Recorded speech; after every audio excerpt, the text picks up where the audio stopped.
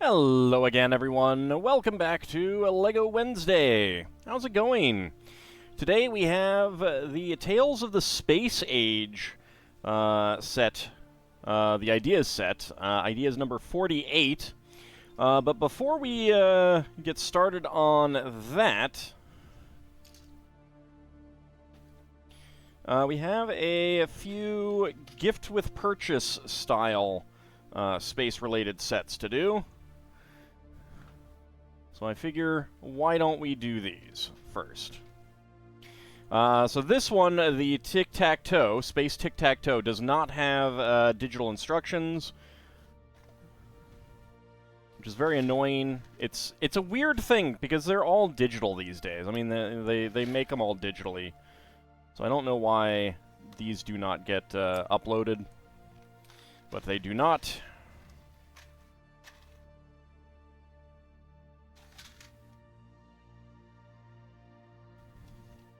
Come on, instruction booklet. Thank you. Let's get that out. Howdy, Dustbin Gaming. How's it going? Some classic sets getting reissued? Not exactly. Not exactly. I do find these interesting with the just the bag of parts. What replaces deities tomorrow? Nothing per se. I need to decide what I want to move on to next, and whatever I decide, it's going to take some time to decide that. So I will be making a post. Like the blog is not done. I'm not like turning that off or anything like that. But I do need to give some thought as to what's coming next, and I'm going to do a post about that. Howdy, Cloud Warthog, how's it going? And Vigastry, how's it going? How do you toss the beanbags in zero gravity? I do not know.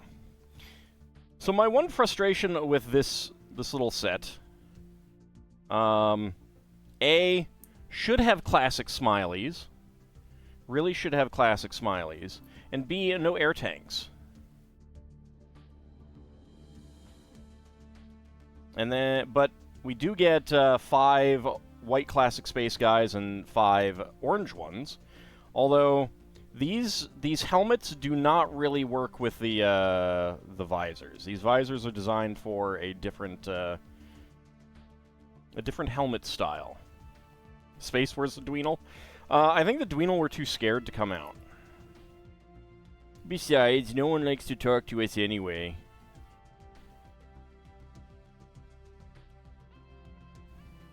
Except for that one captain who gave us nidberries. He's the only one. We don't know why he gave it to us.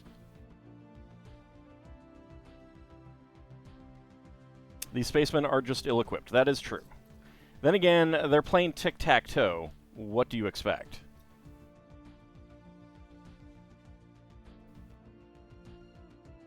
There is a minifig vending machine ideas set coming. That is going to have a whole bunch of minifigs. I think it's going to have two unique castle minifigs and 2 unique colors of classic space minifigs.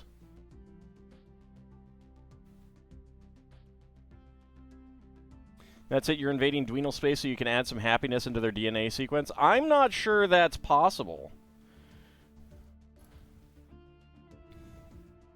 Howdy, Lord Canis, how's it going? Are there any sleeping minifig faces? Yes, there are. Or at least closed-eye minifig faces. Really should have had classic smileys.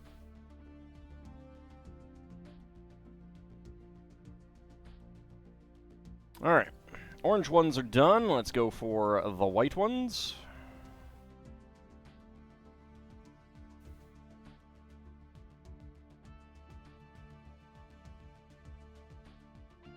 I do find it so interesting that they've brought back the classic space helmet, and it's like pure nostalgia as to why they did that. I mean,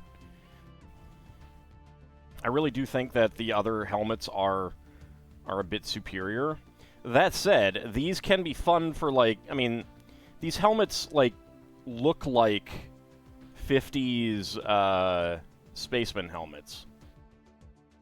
Like 50s TV show spaceman helmets. Team Frosty versus Team Vodka Sauce, or is it Creamsicle? It's definitely Creamsicle. This is Lego we're talking about. They wouldn't let me put kegs into my Lego build.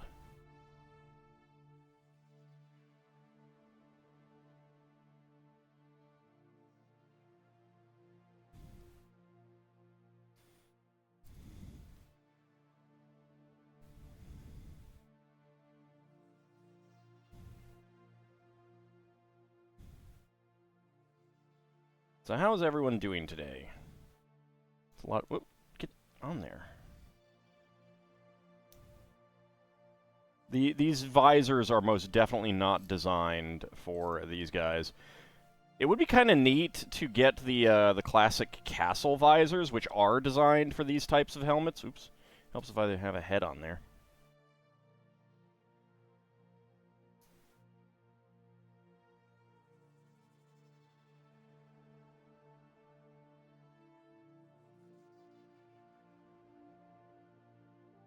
There we go. Alright. Next up, dark orange 1x4 plates. It's a lot of spacemen, yes. It is. It is.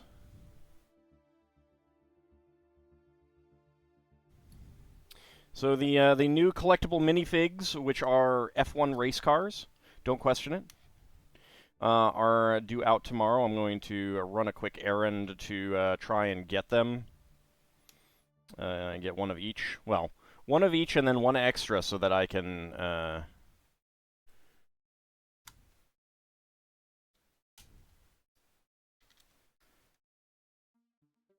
build them on stream with the instruction sheet.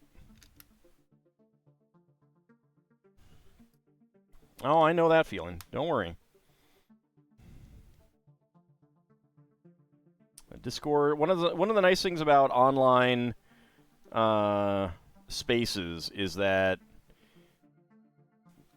they're very much designed for being there when you want to be there. You can either log out or just minimize it or whatever when either you're busy or you just got things on your mind, you need alone time, that kind of thing.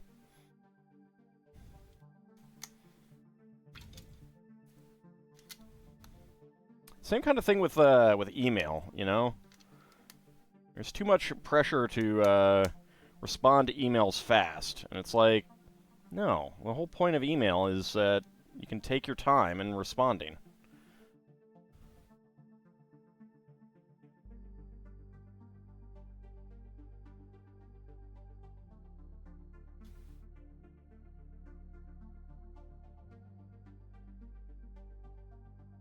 I don't know what the 1x1s are for.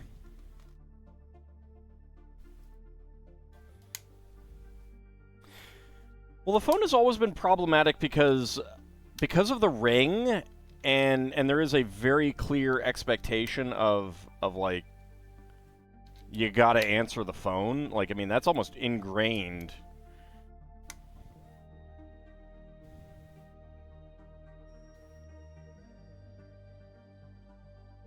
Like, you know, you could be having a conversation with someone and their phone rings and they gotta go, they gotta answer it. It's not quite as much with cell phones, I feel. You know, when you can put it on Do Not Disturb and stuff like that, but, how long before Discord dies in microtransactions? We have no idea. Hopefully it doesn't, but, you know, who knows? I don't know if Turbo makes them enough money, but really there does need to be a view of, like, you don't need to keep making more money. If you're paying for your workers and you're keeping things up and running, you don't actually need to make more money. Howdy, Bahamut. Hey, no worries. Whenever you get here is when you get here, and that is perfectly fine.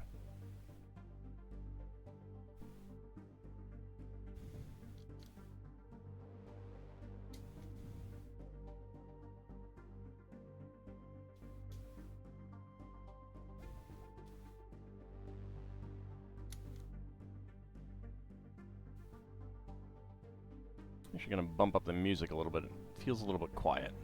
Let's see how that goes. Howdy, little bunny. How's it going? We're making our spaceman Tic Tac Toe. So we can teach Whopper how to play.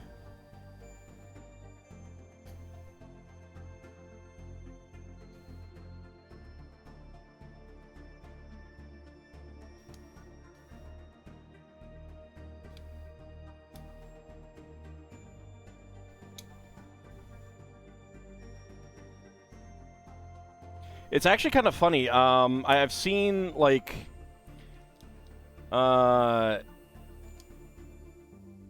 robots, like, basically, it was before large language models were a big thing, but I think it's kind of based on the same thing, like, trying to do machine learning and pattern recognition and stuff like that.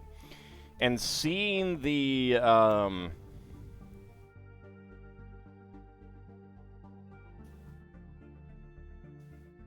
like, seeing some of them try to play Tic Tac Toe. And it's interesting because, like, it makes you realize just how unrealistic War Games was in that regard. Machines cheat at Tic Tac Toe, yes.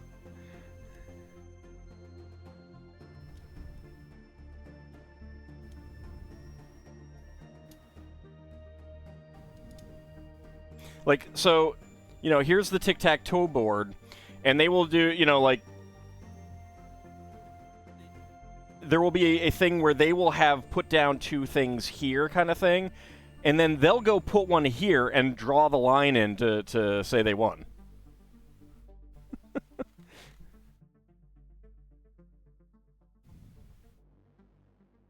Okay, that goes there, and our little rover. So that's basically just a moon dome, and this is a little lunar rover.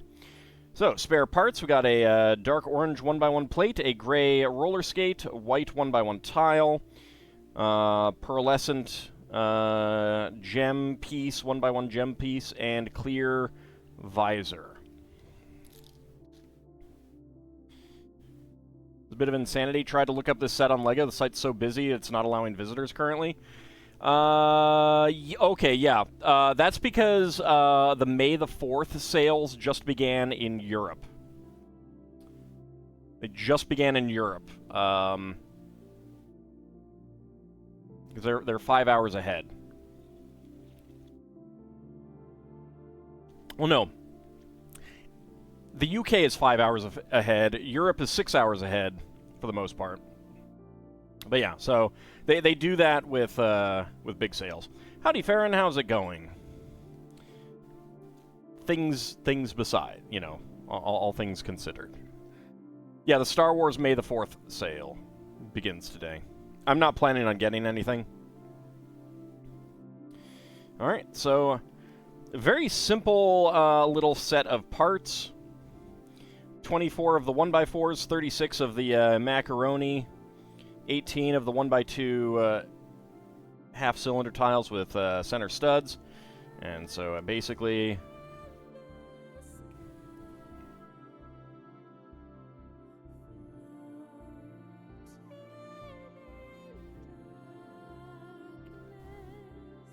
There we go.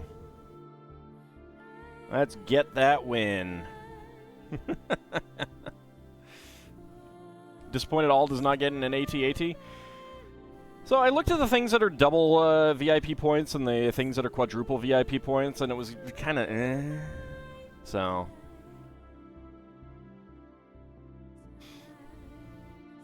But the nice thing is getting lots and lots of classic space minifigs. That is why I wanted it.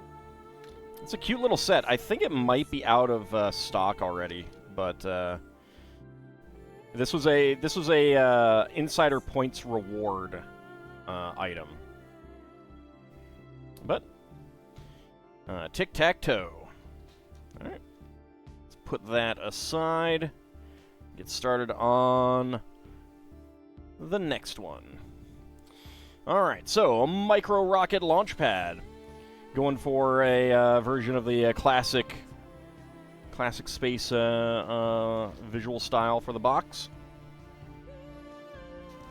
Triple VIP points on the AT-AT would be a haul, but it would only... I mean, it would be... Like, that's basically 15% off. Except you can't use it on that set.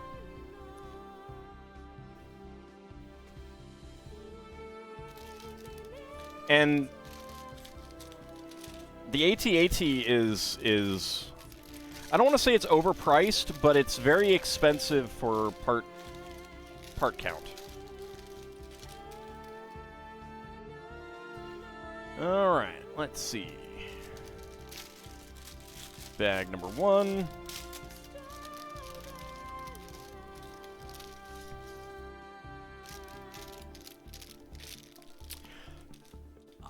It's not exactly that. So there is a premium on licensed sets because LEGO needs to make their profit, but so does the owner of the IP. That is why friend sets, city sets, icons, unlicensed icons, all of those tend to be pretty good value. Alright, there we go. We got our little Space Baby minifig, but without the Space Baby printing. This is actually classic Smiley printing. Right there. Nope. Stop that.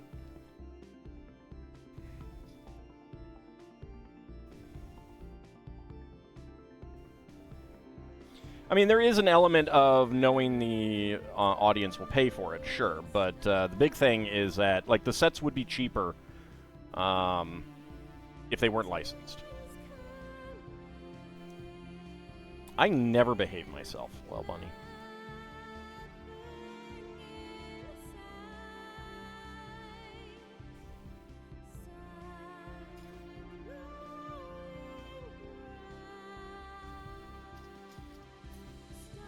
I thought about doing something like this for the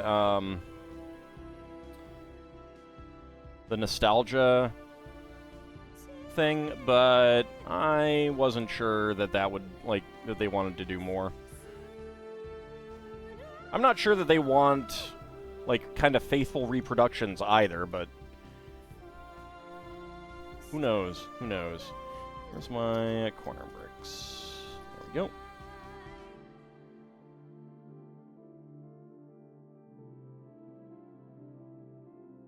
Gonna miss breakfast soup. Darn right! You can't forget the breakfast soup. Breakfast soup for everyone. You know you want it. I like the inclusion of these thruster pieces, which I am glad that they are still making. The fun thing about these is that a standard 2x2x2 cone goes on them and is a very nice smooth slope, whereas a regular 1x1 cone, which this does not have, does have the gap around the bottom. You want Space Castle? Make it happen? It's already happened. I thought about doing something like that too, but I think it would involve some illegal techniques, and that would probably kill it.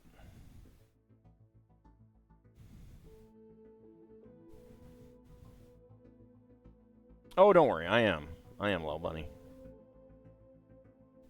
My chair is what I'm sitting on.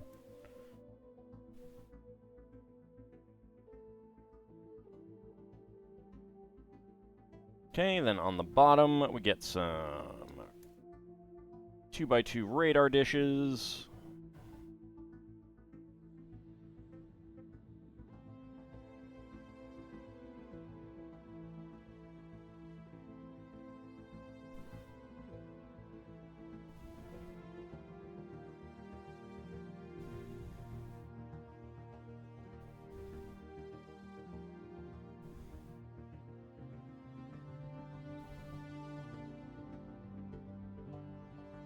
There we go. And get our antennae levers on.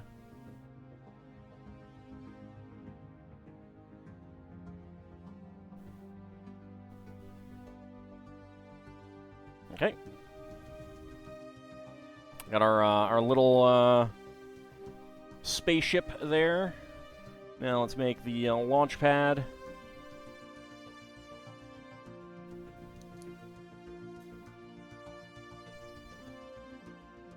Once again, Bahamut causes dinosaurs to suffer. I don't know why he doesn't like dinosaurs so much.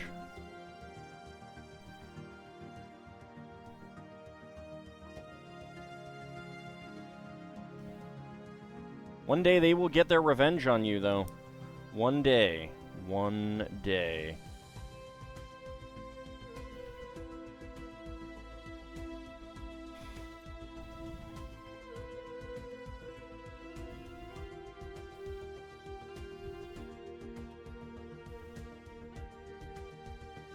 Oh, they just don't like pickles. Like, this is a known fact. Paleontologists have known about this for decades.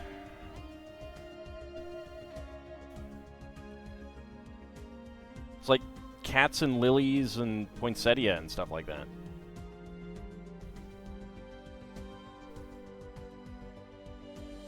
Highly, highly toxic.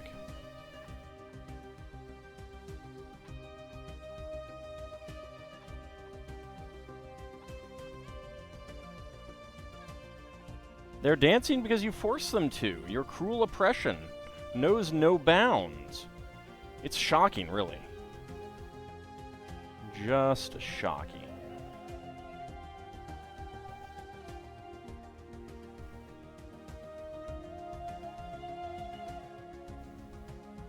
I want one of these pneumatic tees to have an actual pneumatic hose on it.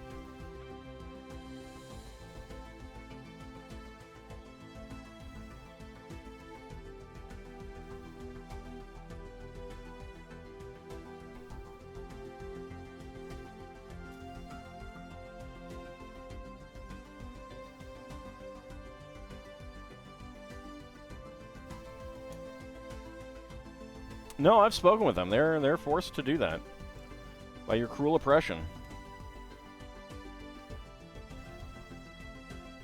You should give them breakfast soup instead. They'll enjoy that.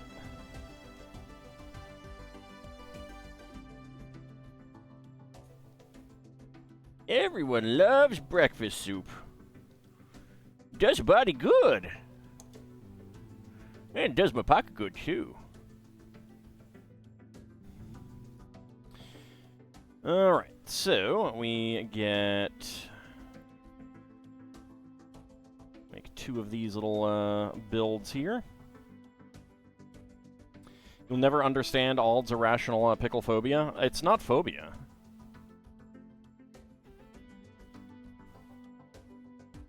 And it's totally rational. It's rational because pickles are terrible. They are history's greatest monsters.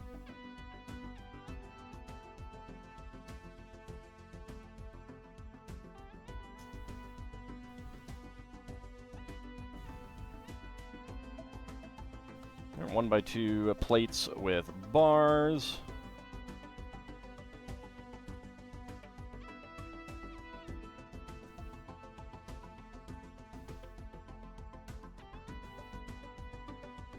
All right, we get the old standard minifig utensil paddle, which was also used as a like a fry pan in some sets. Tastiest things out there. No. No. That is most definitely not true.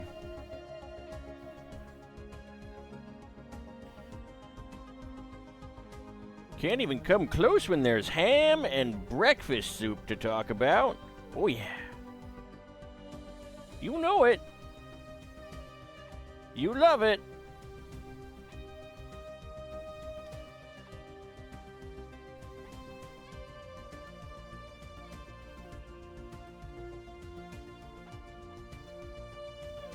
One day I need to make a Greek temple using the 2x2 corrugated bricks. Okay, we get a black classic ladder on here. You had ham for breakfast this morning? I mean, it's delicious. Why wouldn't you? It's totally understandable.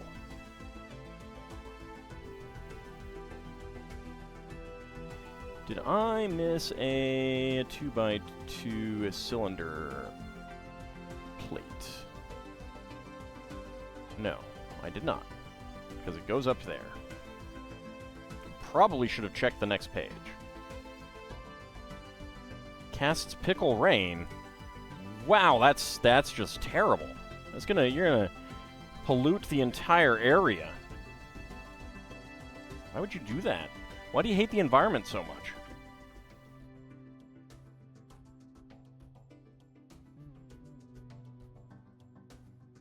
And 3L bar in there. That goes on top. I'm thinking that's supposed to be a satellite, but not actually sure.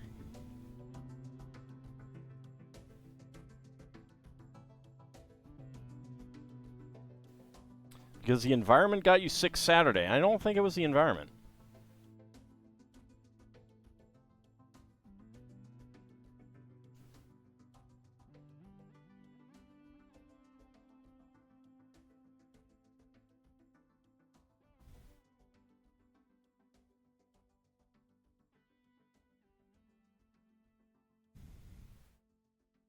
Get these little extra thrusters on.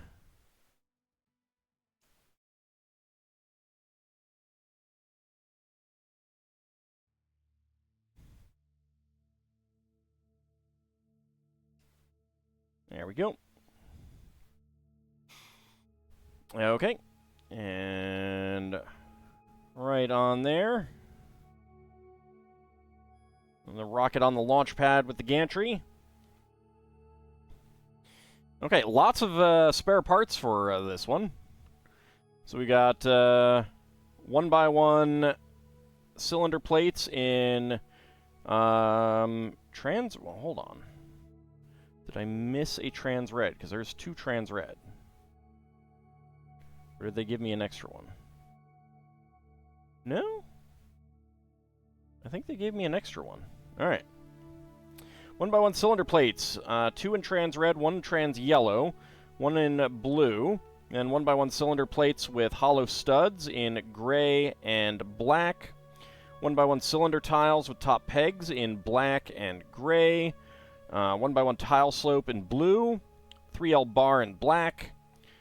Gray pneumatic T. And gray on black, or black on gray lever.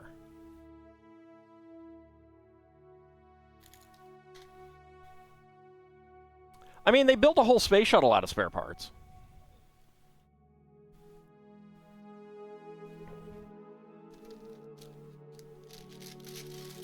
Endeavor was mostly spare parts.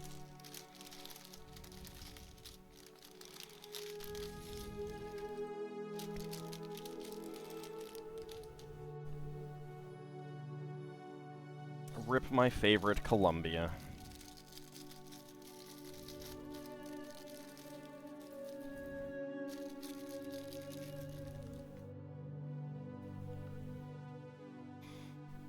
Okay. Let's go ahead and make our other little microfig spaceman.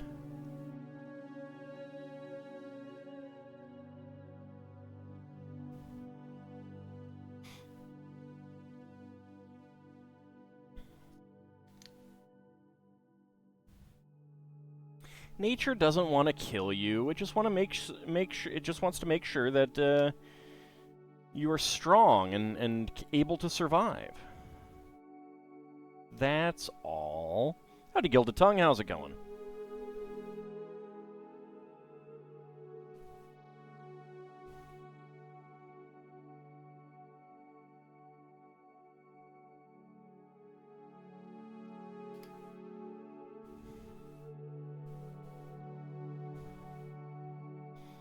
Get our bars on the sides. Oop, I forgot to mute that. There we go.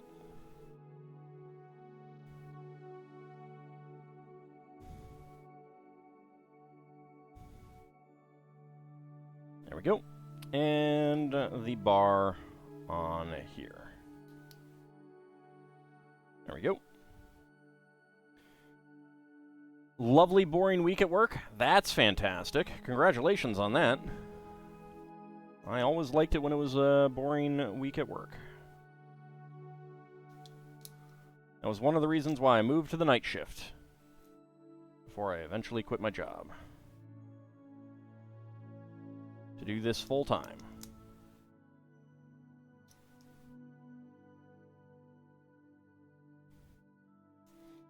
There we go. Okay, we get a rocker top hinge. And a decorated tile there, computer panel. I think this computer panel came out with the Rock Raiders. That which does not kill you gives you XP. It's true. It's true. Managed to get quite a bit done with the editor notes in your article. It was 80 to 99% add delete punctuation. Yeah, no, I mean I'm not surprised. That is especially for an an amateur writer, let's say, you know, someone who has not been doing like published or semi-published writing. That is like spelling, grammar, and punctuation are just like the big things. And that's kind of what I was getting at when I was like, you know, you learn a lot from it.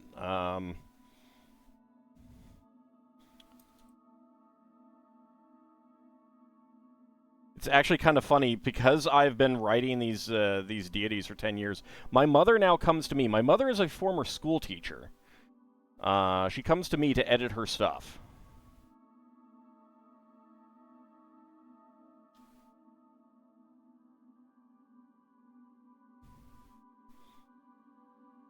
Last thing she did was for her garden club, and I was like, my first suggestion is basically to rewrite the whole thing.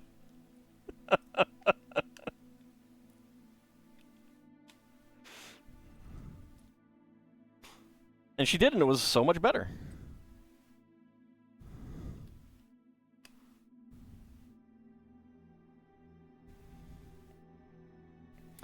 Alright, some computer stickers would go on these, but I'm not putting them on.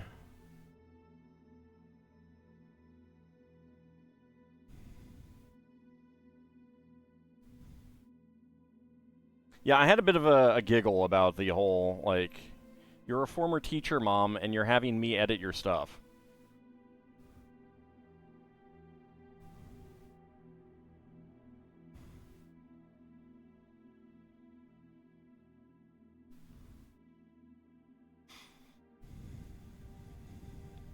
We don't need to nuke the writing. You've been writing random things for years, ever since grade school, but sometimes, you know, your brain works in mysterious ways that you've never been able to correct. Well, so what I mean is, like, writing stuff with the intent of publishing it. Like, that's what I mean.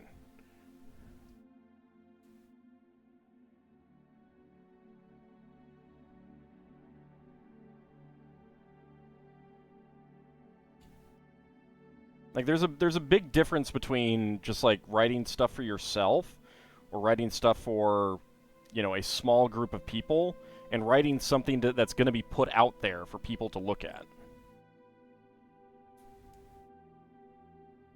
In a published manner.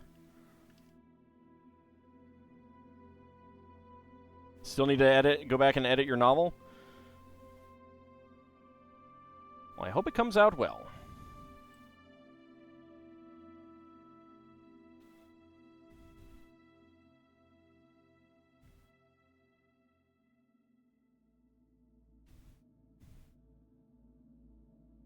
Big Mac has managed to con Lord Canis into writing for the Spelljammer fanzine. So, you know, if you want to get some editing on stuff, there you go. With the intent to publish sounds like the name of a felony charge. Hey, give it time, not a rogue AI. Give it time, and it will be.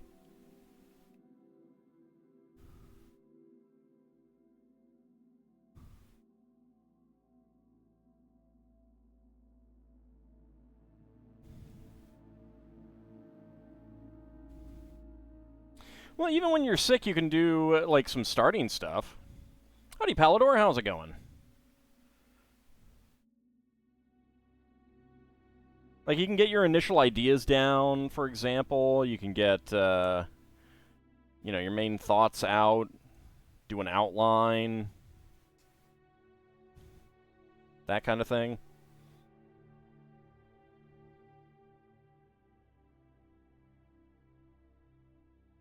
Or you could do editing. Like, if you've already written something, you could go back and do some editing on it.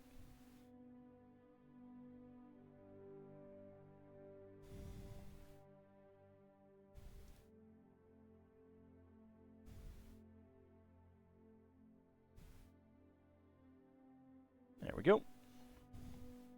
Getting the radar dish there. Okay, spare parts. 1x1 cylinder plate in trans green, 1x1 cylinder plate in trans yellow.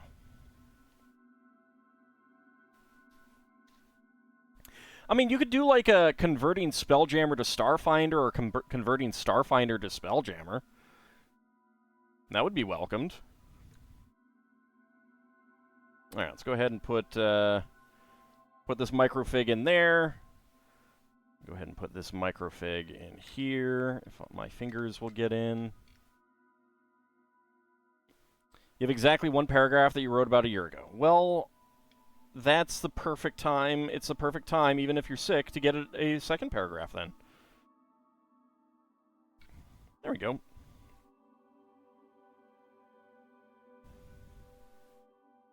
Okay. Next part. Bag number 3.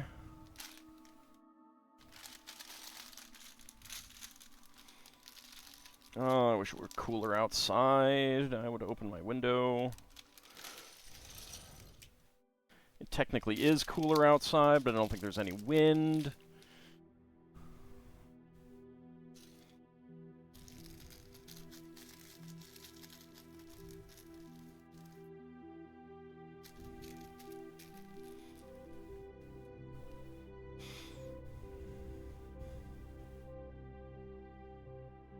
Oh, bag 4 at the same time, huh?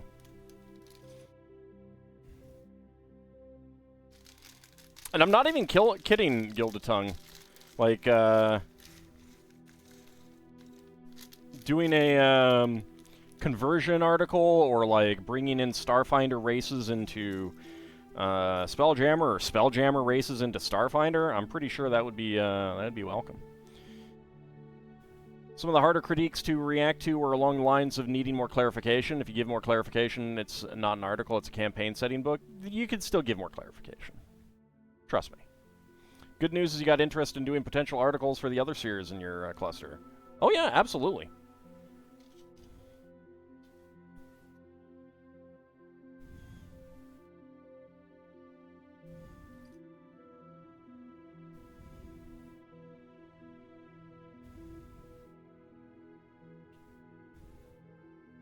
And really, like, if you're struggling with the needs clarification, sometimes, like, telling an editor, talking to someone about it, can help clarify what is needed and what isn't needed in the clarification part.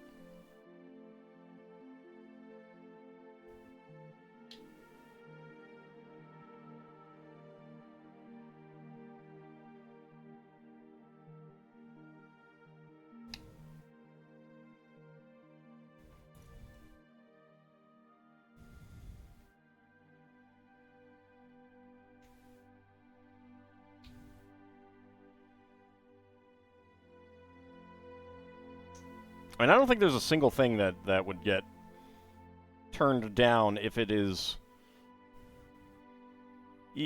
at least tangentially related to Spelljammer. Like, the only time things would... I think the only times things would be turned down is if we have too much for a particular issue, and then it just gets bumped to another issue. So... Howdy, G1 Artemis Prime. Doing extensive research on FTL travel variations. Vig has to remind you you're writing Transformers fanfiction. I see no problem here.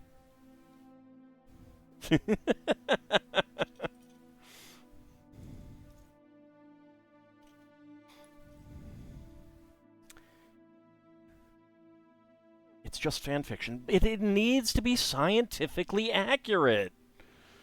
Fair enough. Fair enough.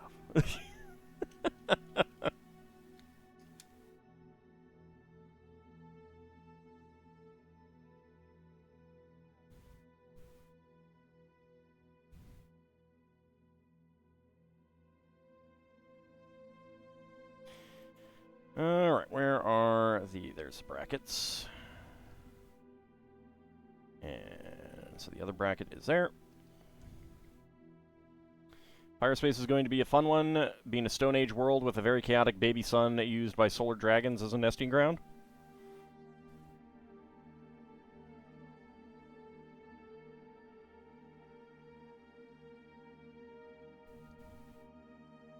See, I'm like writing up some stuff right now for the Spelljammer campaign, and I'm like, do I have to write all of this? This is so much work, and they're probably not even going to go to these planets. And you're all like, I don't even currently have a campaign, and I'm going to write a book. Might be a little jealous.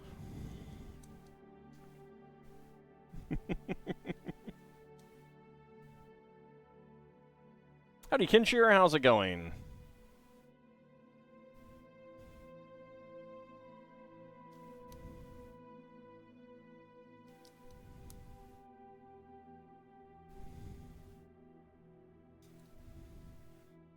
I do like it when the tile slopes get an even fitting with the pieces above them because of the brackets. Alright, we get another computer tile and a 1x1. I have no idea. This feels like a... I mean, it's like a D-pad, for one thing. I'm not sure what that originally came on. Very curious about that. And I don't think we've gotten a trans-yellow one of these older-style windshields. I approve.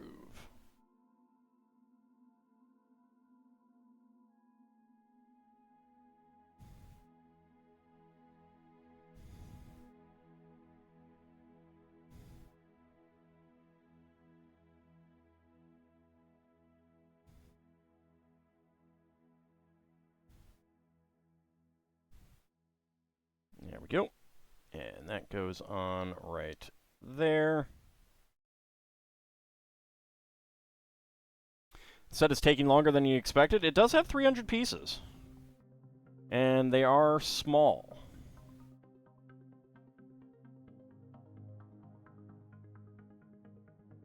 I expect Tales of the Space Age to go fairly fast. There aren't as many small fiddly bits.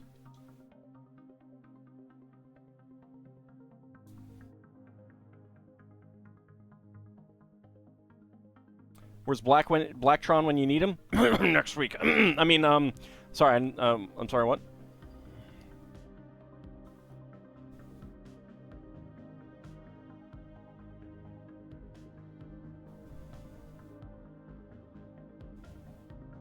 Let's get these thrusters on. And a log brick. Because that's what your space vehicle needs, a log brick.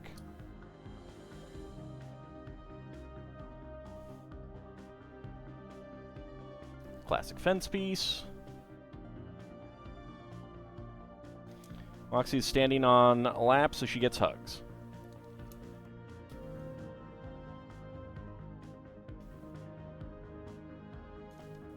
There we go, and then get the slopes back here.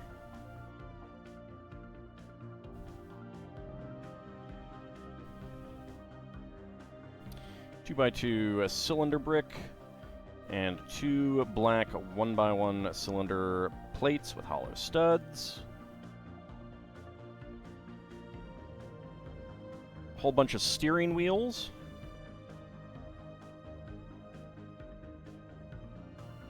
Pulls out an actual wooden log. Captain's log, stardate whenever.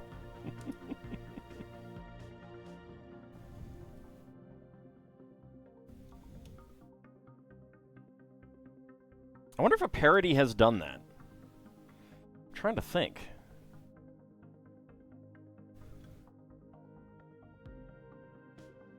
Okay, trans green 1x1 tiles back here. And some clips.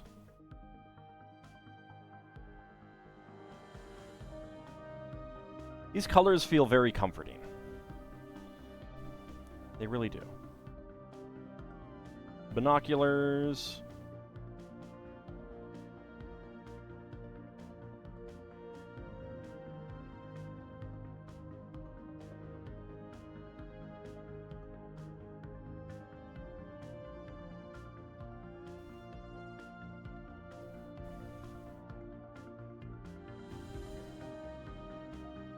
And because what your space vehicle needs, your moon rover, is a thruster on the back. When gravity is low, you gotta get the zoom.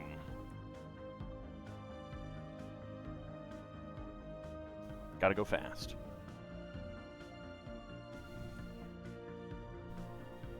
Wonder how bad it would be if you actually did put a rocket thruster on the back of a moon rover.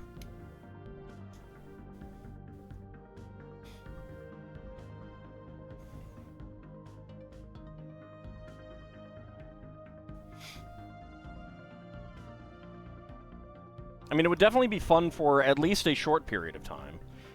I don't know if it would be fun longer than that period of time, or if it would be incredibly frightening after that.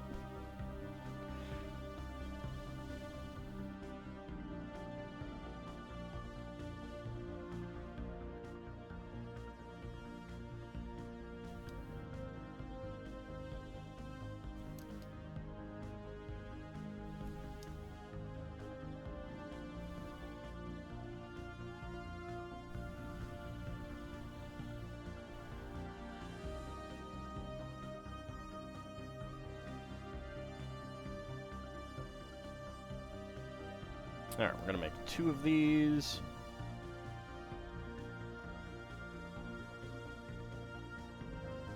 Not sure Vernier thrusters are compatible with ground vehicles. Have we tried, though? That's the question.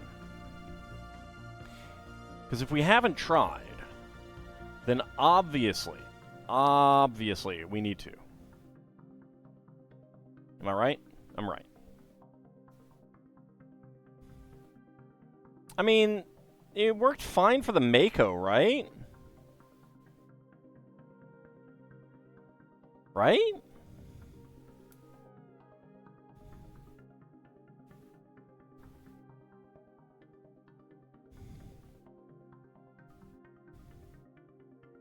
It's the eye of the Mako, it's the thrill of the flight.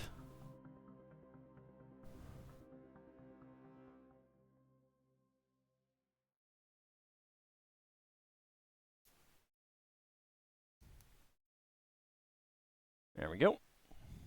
If you're referring to the Mako from Mass Effect, no, it did not. I am referring to the Mako from Mass Effect, and that part was probably my favorite part of Mass Effect.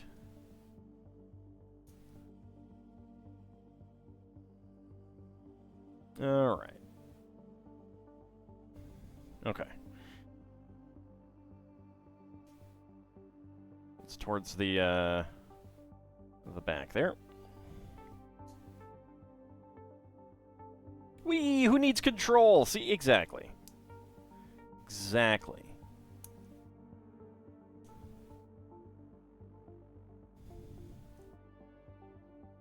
Get in, losers. We're flying in our ground vehicle. There we go.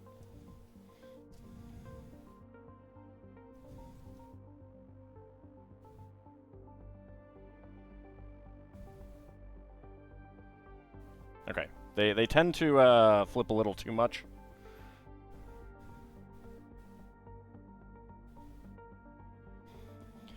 Meanwhile, you were thinking about Sid Highwind and the Shinra space program. She was here before Vigastry. You missed her.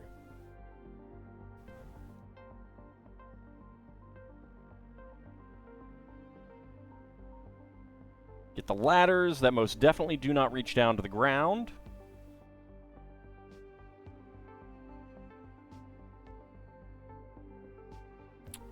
What simple thing spiraled from Star Trek to Mass Effect? He was tending to laundry rather than watching me? Ugh. Ugh. Terrible. Terrible. Michael Dorn? I mean, he's in a lot of things. He's an actor.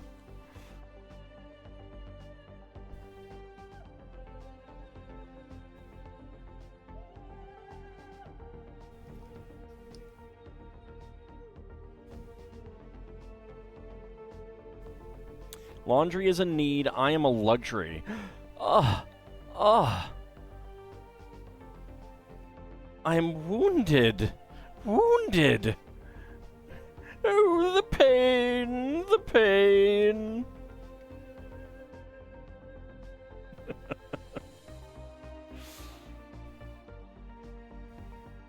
Alright, get that there. Get pneumatic T. There we go. 3x3 radar dish. Our space camcorder.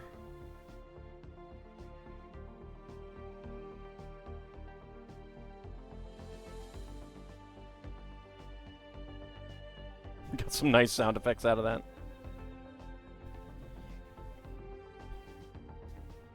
There we go.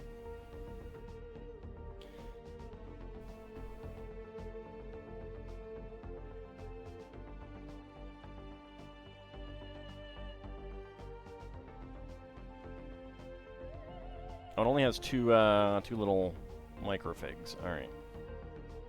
Go ahead and get you into drive then. Using that D-pad. All right, so spare parts. We got black friction pin and gray regular pin. Gray 1x1 tile with a D-pad print. Gray 1x1 cylinder tile. Trans green 1x1 tile and trans yellow 1x1 cylinder 1x1 tile slope. Baby astronauts? No, because they have the classic space smile, or the classic smiley. Classic smiley. Let me actually zoom in. Space babies have bigger eyes, which they're doing a scaled-up, brick-built space baby. I might actually get that. I don't care too much about the scaled-up figures. I would have gotten the Redbeard the Pirate if that was released in stores, but it was a Lego House exclusive.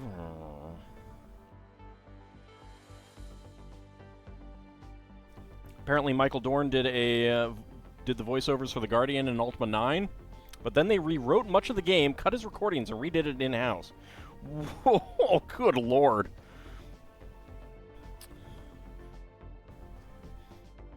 I mean, I get the game not being great and everything, but that's you gotta work that in. You gotta work in. You know, if you got Michael Dorn, you gotta work that in. Space babies have new type powers, new type noises. Yes. Who will survive? Maybe the space babies.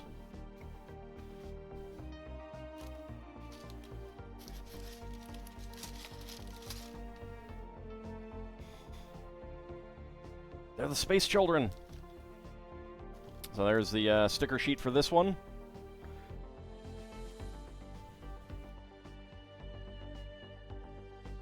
Actually, you know what? I think it may have the exact same... No, it does not have the same sticker sheet. Okay, it has a similar... That one's different. No, it's actually completely different. All of these computer panels, though, do tend to match other LEGO computer console thingies, so...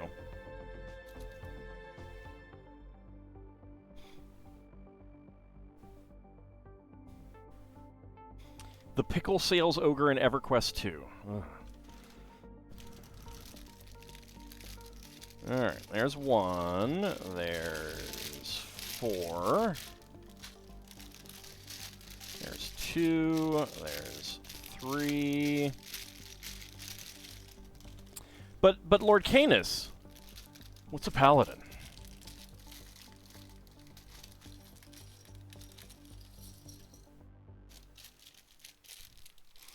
Ad time, yep. It is indeed ad time.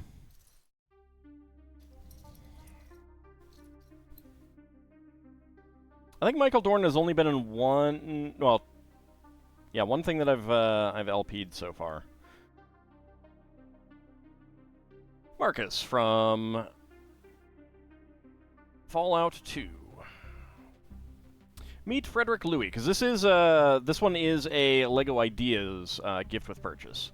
Frederick Louis, aka Falcarich, from the U.S., won the LEGO Ideas 2024 Exploring the Cosmos contest with his creative interpretation of a planetary base. As a lifelong fan of space exploration, I've loved the LEGO space sets since I was a kid. Like many fans, my personal favorite was the 6990 Monorail Transport System, 1987. LEGO building gives me a means to express my creativity. I can turn my ideas into digital forms and physical models, experiment with techniques, and explore subjects I love. I'm really inspired by other fans and enjoy voting for creations on the LEGO Ideas website. When this contest launched, I knew I wanted to make a micro-scale model inspired by the monorail. To see something I helped design become an actual LEGO set is a dream come true. I'm very excited to share the model with my family, friends, and fellow monorail fans. If you have a great idea for a set, never be afraid to share it with others.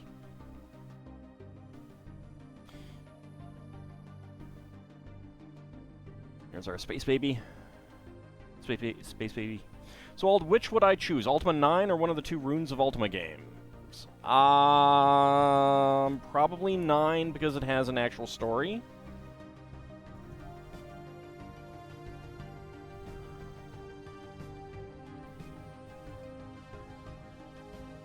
I don't know.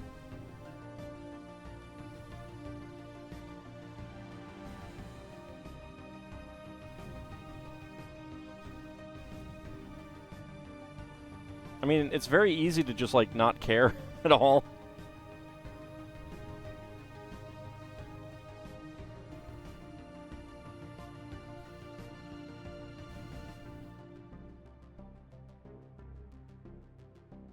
There we go.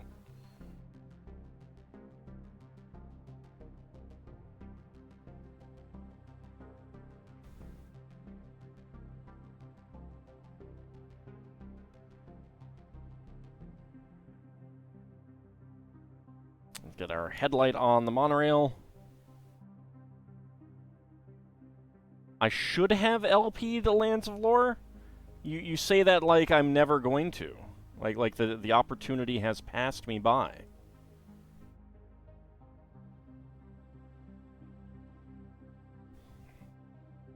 It's on the list. The list of potential things that I may one day play.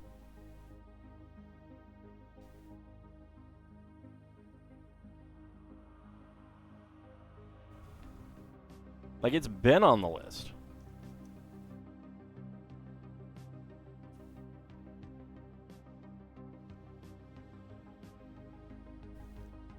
Alright, stickers would go on to these.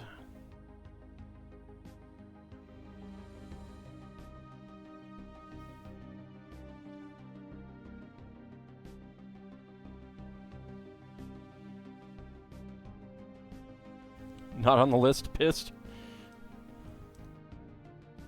Was that that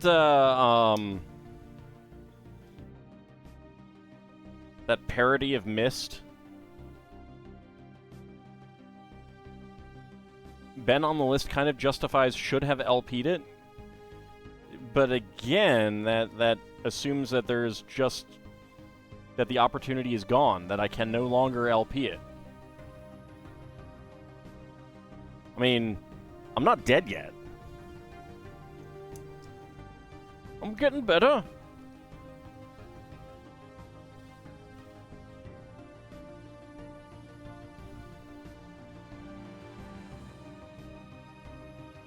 There we go. There we go. We have our little monorail there. Spare parts. A gray, a trans yellow, trans red, 1x1 cylinder plate. I'm now too old to LP it. Sorry, them's the rules. Well, it's a good thing that I break rules. Wonder if Marcus reprised his role as Marcus in Fallout? Yes, Michael Dorn is in Fallout New Vegas.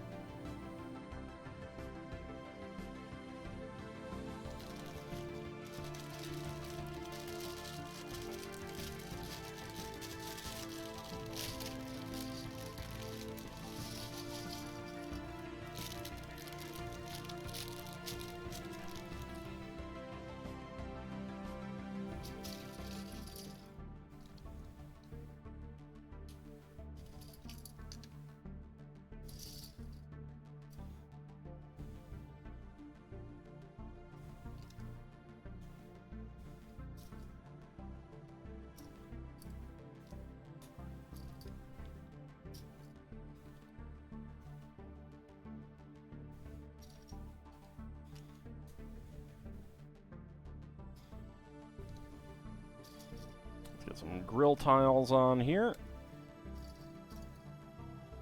And a 1x6 tile.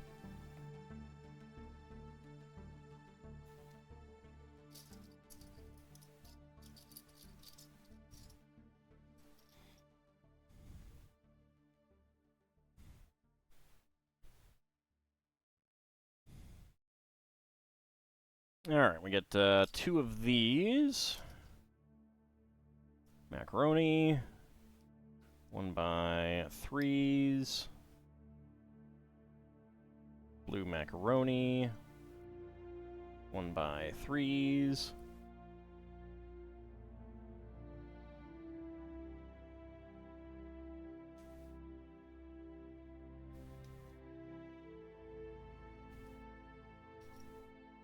Yeah, I have not played Fallout New Vegas myself.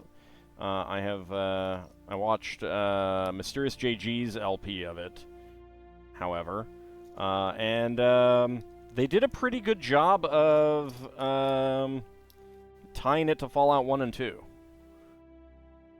Like, it's not a direct sequel, but it is a sequel of sorts.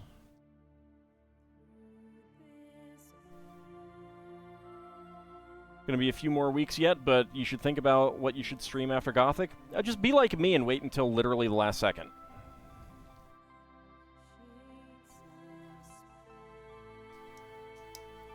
And then panic. And then choose something.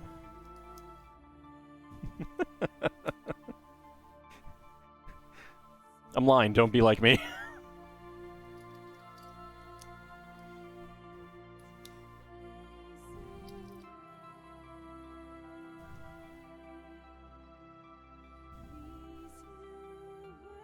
Let's see, we're not doing 2 of these, correct. Alright.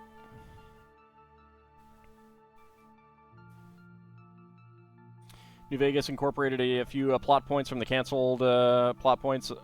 Yeah.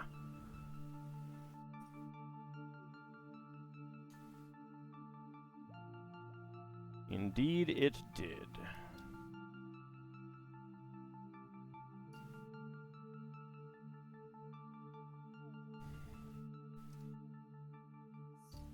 There we go. Get that on there.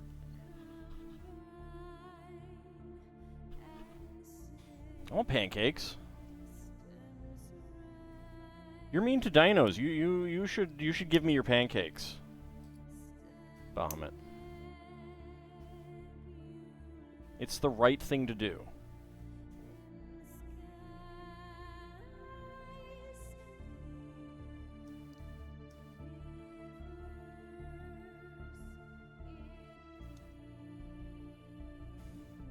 They are pickle pancakes.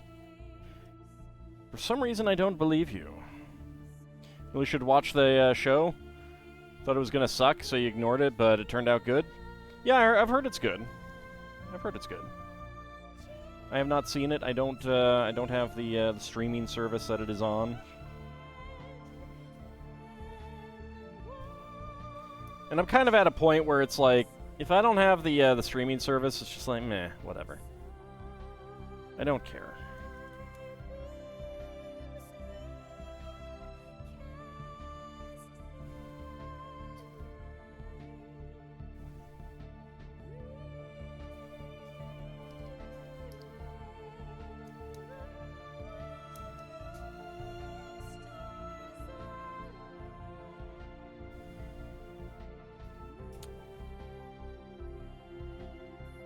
I mean, the same thing can be said for pretty much anything. Then again, Netflix also likes to cancel the things that they make too early. So there's that. They're the new Fox in that regard.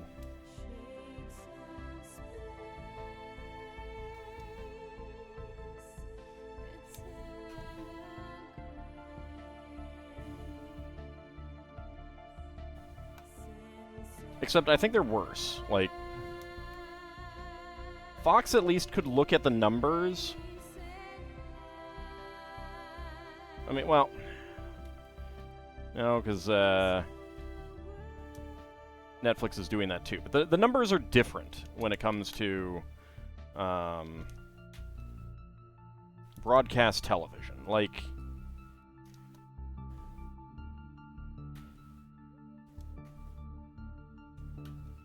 you got direct advertising revenue that you got to compare to the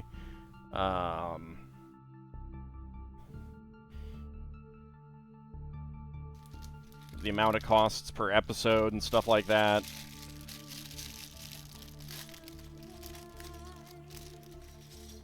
Netflix is just like, all right, the people who signed up to watch this have already signed up, so now we don't need to have it anymore, even though they may not continue signing up.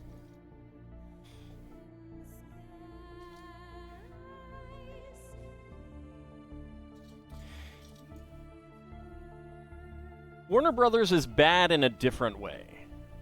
Like, what they're doing is a different thing. Like, canning a thing and taking it as a tax write-off and then binning it. As far as I'm concerned, so here's the thing.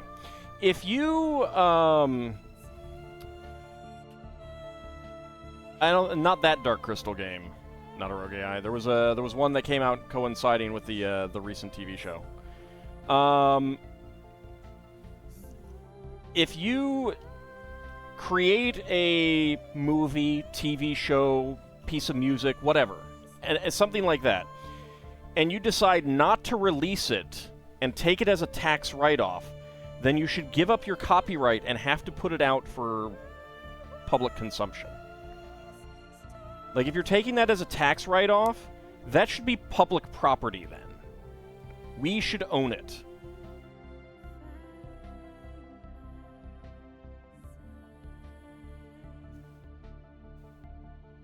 Because we're basically allowing, we're basically paying you in compensation for that.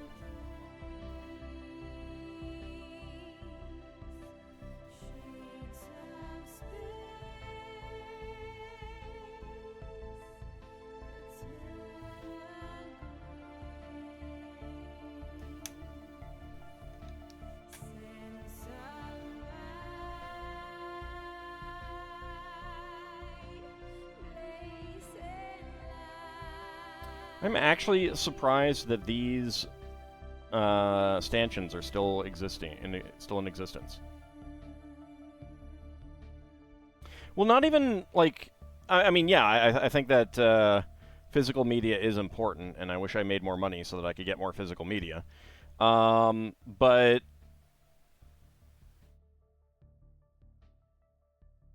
like... they don't, like... how to phrase it? They wouldn't put it out on physical media, but other people would be able to if they had to give it up to a public domain. Other people could do that. Howdy, Shield of Hope. How's it going?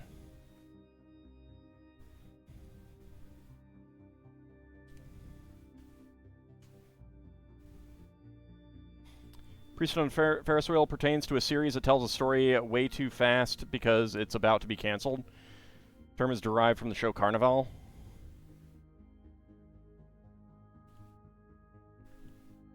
Yeah, rushing to the conclusion kind of thing. You get that with some things where they... like, the original Mobile Suit Gundam was originally supposed to be 50 or 52 episodes. It got cut down to 39, but then the production team argued to get it up to 43. So 4 more episodes to basically end the story. And you can tell... and if you look at the original, like, plans for the episodes, there's some really interesting stuff in it.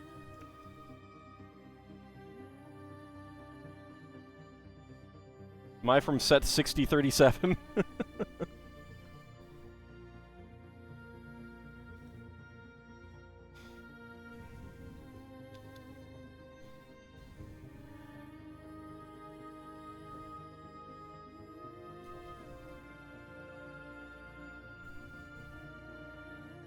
Like, Amuro's paranoia would have been a lot more prominent, and also a lot more accurate.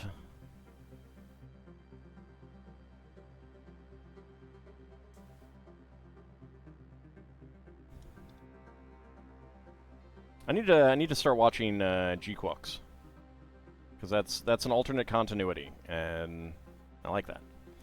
It's even more fun. TNT was going to cancel Babylon 5, so they rushed to the end, then renewed it, so the last season is kind of wander. Yeah, it's weird.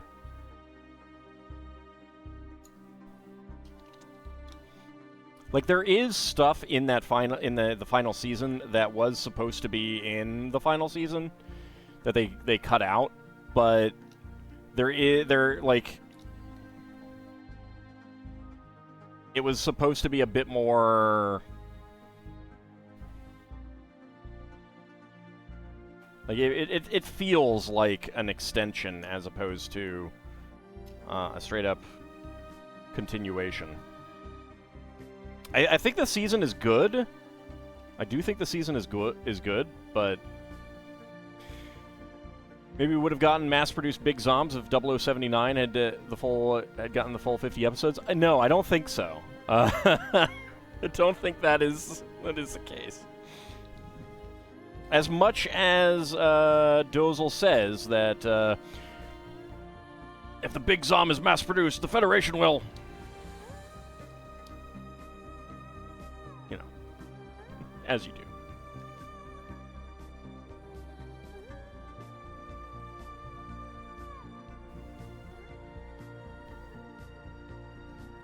Okay, we got hollow stud 1x1 cylinder plates, because that is going to be flush up against the side of the building.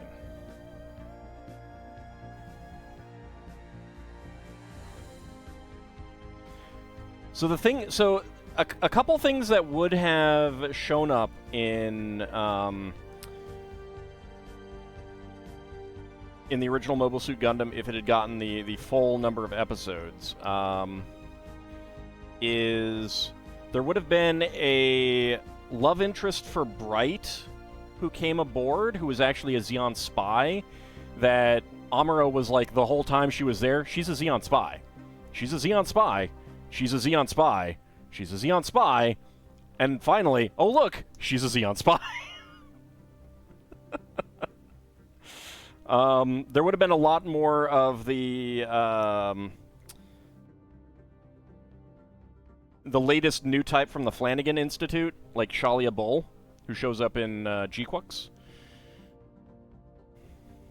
It's true, I am.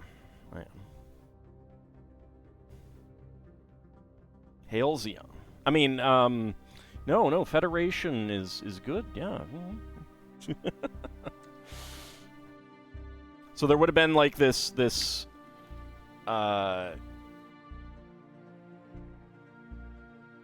continuing escalation of Amuro killing more and more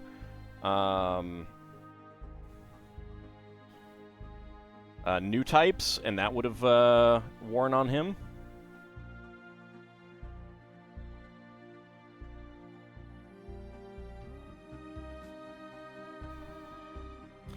Thought you'd be playing Odinseer longer, but you're about 40% through it already. I own that. I have not played it yet. Are you enjoying it?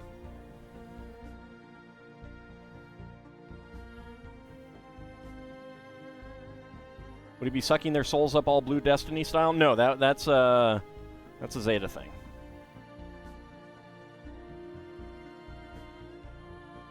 We're building a little monorail space base.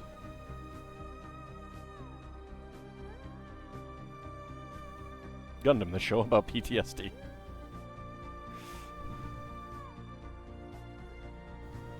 Oops.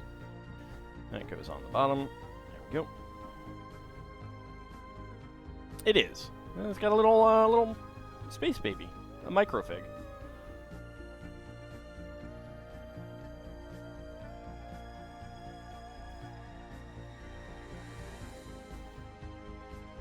It's adorable. All right, spare parts. We got trans green 1x1 cylinder plate, black 1x1 cylinder plate with hollow stud, and a black 2L bar with stop. So this is a micro, micro space monorail with our space baby driving it, and this has the little rocket launch pad, separate set, a little micro spaceship, and here is a big lunar rover with a pretty neat little gantry and radar dish.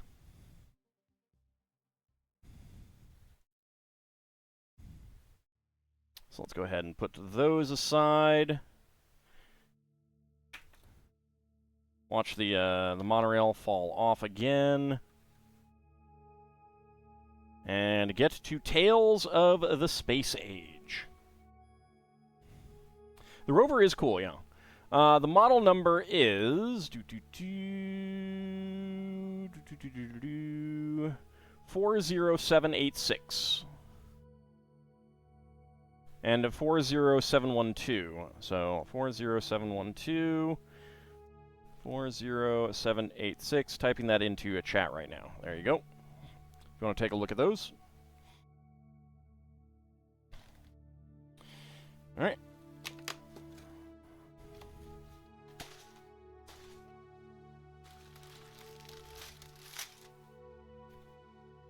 So I'd consider this idea set also an art set.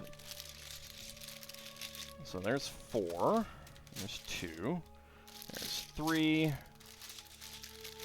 2. 6, 7. 1. 5, 6. 7, and 8.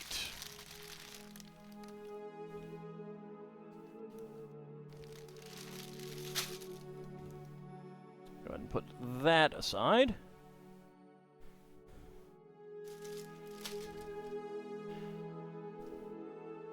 Okay, So the first book actually has it's actually 5 booklets, one for each of the panels, and then one for like the descriptions and stuff like that.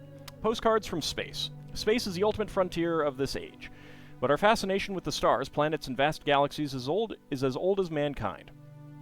Recent studies of European cave paintings indicate that humans may have observed the stars not just as objects to wonder about, but to keep track of time, maybe even as far back as 40,000 years ago. In that light, advancements in space exploration and travel in the past few decades alone are truly astronomical. Before the first man walked on the moon in 1969, other remarkable milestones had been accomplished in just over a decade.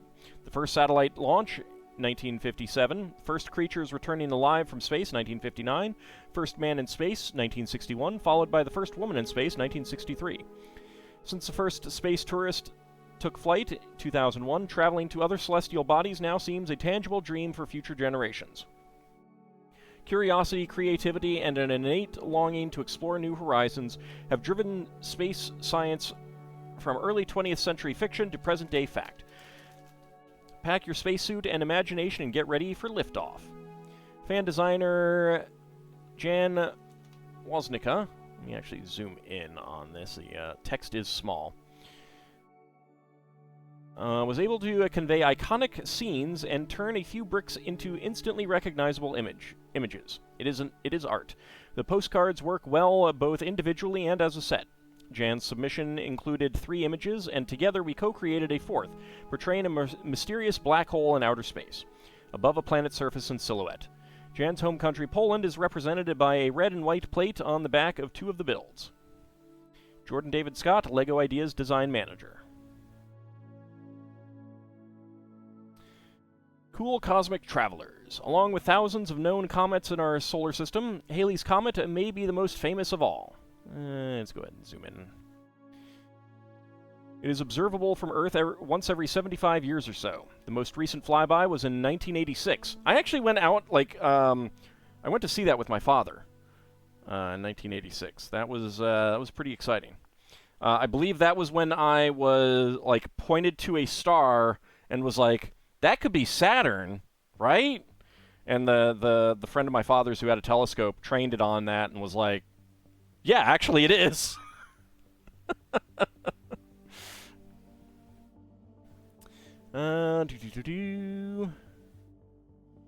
With the next appearance projected in 2061, I will probably be dead. As remnants of the early beginnings of the solar system, comets are typically a few miles wide, consisting of ice, rock, and cosmic dust in various concentrations.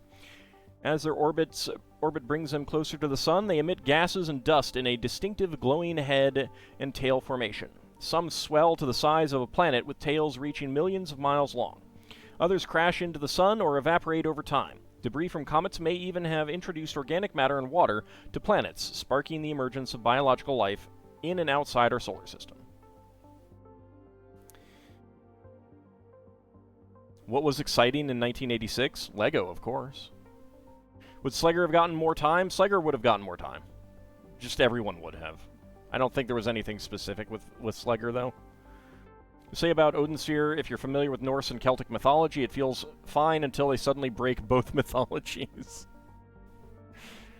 Intergalactic road trips. Space vehicles have served scientists as veritable utility knives of space exploration for decades. They already play an integral part of exploratory missions and could one day become standard equipment for future explorers on a base on a moon or a foreign planet. Who knows? Built to withstand exposure to background radiation, extreme temperatures, and harsh environmental conditions, both in transit and while exploring other planets, their most critical function is to collect samples of soil and rocks from a planet's surface. Programmed to detect atmospheric conditions and biological, geochemical, and geological compounds, they transmit their analyses back to Earth, all to help scientists prepare for future crewed missions. Well, and just generally teach us. Out of this world. What do the famous constellations look like up close? While space tourism is still in its early stages, space shuttles in various forms may soon become a more familiar sight in our skies. In addition to the main engines, the orbiter, the main part of the shuttle, needs rocket boosters to generate enough thrust to propel past Earth's gravitational pull. Decorate your postcard to let your shuttle lift off and fly by Ursa Major, the Big Dipper, Cassiopeia, Cepheus, or Ursa Minor. Into the Unknown. Inspired by the first ever images generated of a black hole, this postcard represents arguably one of the most fascinating phenomena scientists have observed in space. They range from the nearly imperceptible, atom-sized variety with a mass of a mountain, to supermassive leviathans at the center of every galaxy, with a mass of millions of suns. These cosmic giants form when a star dies and implodes. Some black holes seem to be as old as the universe itself. Their gravitational fields allow nothing, not even light, to escape, and they can only be detected by observing how stars in their vicinity react compared to other stars. Indeed, yep. Meet the fan designer. Your guide on this creative journey through time and infinite space is fan designer Jan Woznicka from Poland. LEGO Ideas name John Carter. The IT professional got his first LEGO set at age 3 and has kept building ever since. His Tales of the Space Age postcards were inspired by his love of science fiction. Science fiction was always my favorite genre. Outer space is awesome. I love exploring new worlds imagined by great creators, figuring out the rules of those worlds, discovering the implications of those rules. It works as a sandbox for advances in science, engineering, and sociology. It's much more than just entertainment. And ultimately, we reach for space because we're a curious species and because we can. My aim for this model was to create a minimalistic LEGO art piece. It was quite a challenge to limit myself only to simple geometric shapes while making each scene clear. I wanted to keep the palette as limited as possible. Every color has a clear purpose. The rocket ship's fire is a single drop of warm orange on an otherwise cool backdrop. The bleak white-gray rover feels out of place surrounded by warm colors in the landscape of an alien planet. I want to say thanks to all those who supported the project. I hope everyone has out-of-this-world fun with this set.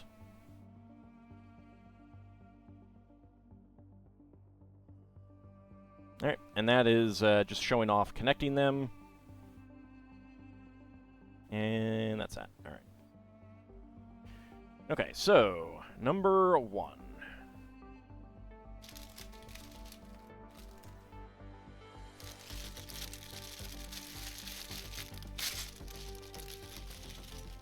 I think they mean fly by it in the sky as it's like rising in the night sky kind of thing. Okay, brick separator off to the side.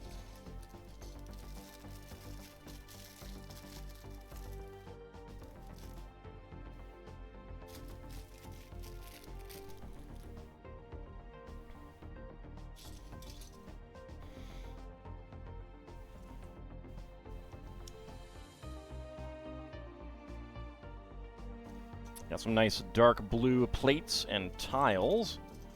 That's very nice. Love getting more dark blue.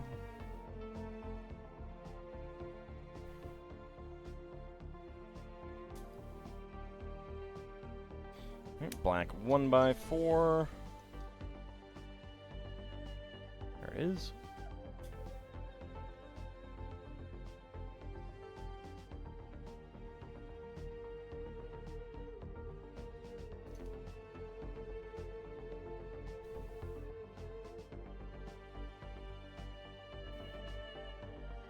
I think Clement's reporting needs to be read by every American in school. Not as like sure his novels, but specifically I'm talking about his reporting.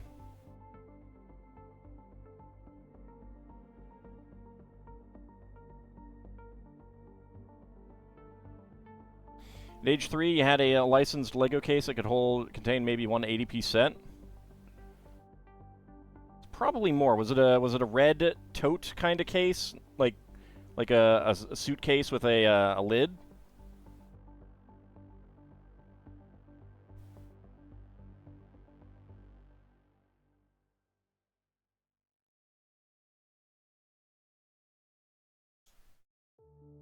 So we get our light blue there. Red suitcase? Yeah, I think I have that piece. That case. It can definitely hold more than 80 pieces.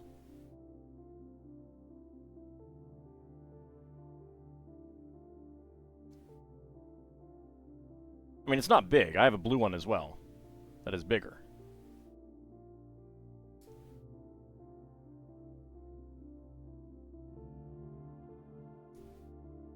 But I did store Lego in it when I was a kid. At age 3, you were terrible at estimating. That's fair. That is fair.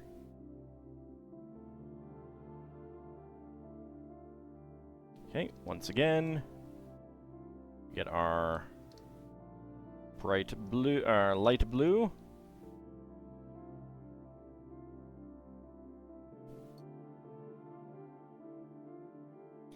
We get our azure and our light blue 1x6s.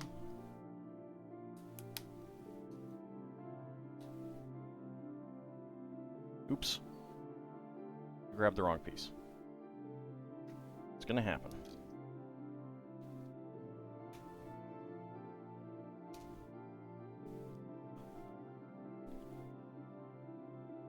Well, I mean, when you're a dragon, you periodically have to take the form of a human child. Like, it's really hard to not, you know, to hide the fact that you're an ancient, all-knowing, immortal being these days, what with computerization and everything like that. And even back then, super hard.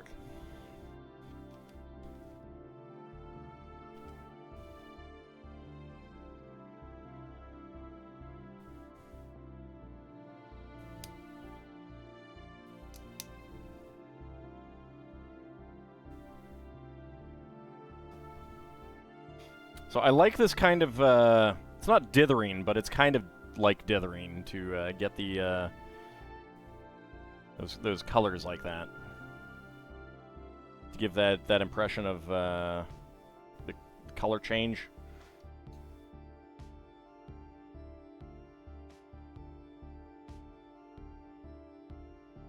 There we go, get a satellite.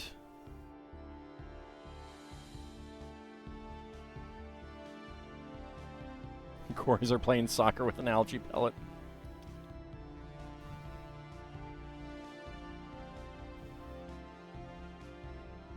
Gotta find your fun. Alright, there we go. Get some radar dishes there.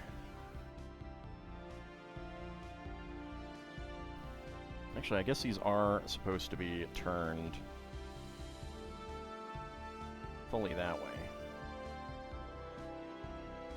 I thought they, looked kind of like they were turned towards the viewer, but apparently not. There we go. Okay, turn it on to the back.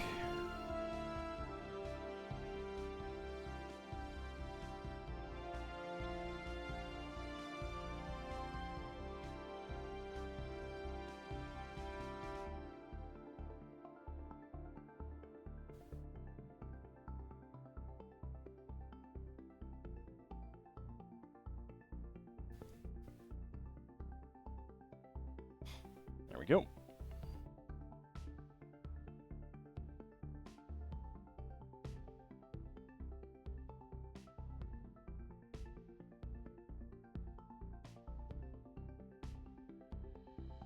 One by two brick, another pair of 1x1 Technic bricks. There we go. Put that in there, and on top we go. All right. Spare parts, black friction pin and gray regular Technic pin, and a black bar connector, angle bar connector with a stud. All right, bag number 2.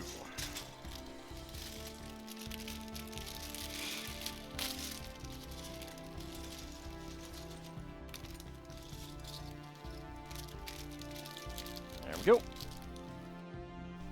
Pour out all of those parts.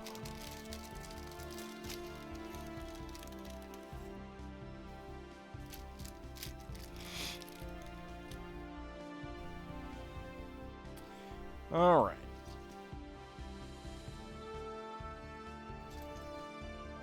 So lots of 1x2s and a 2x2 corner brick.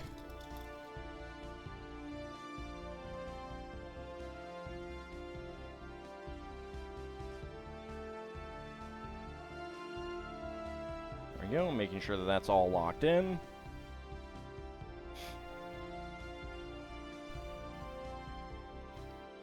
Two by twos. 3 1x2s. Pair of 1x1 Technic bricks. That turns that way.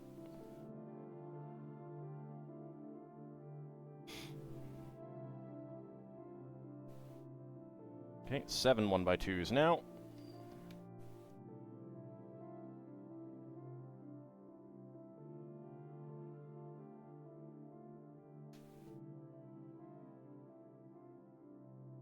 And 1x1s with regular pins.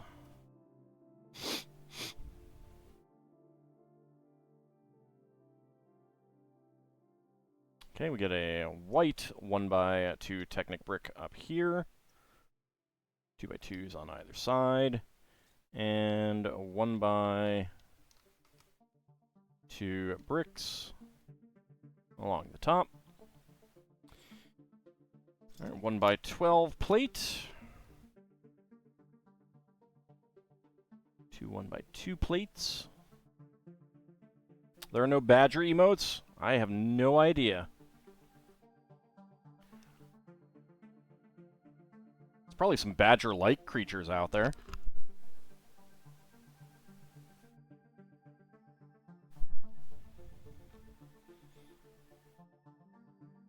But you don't need badgers when you got horse.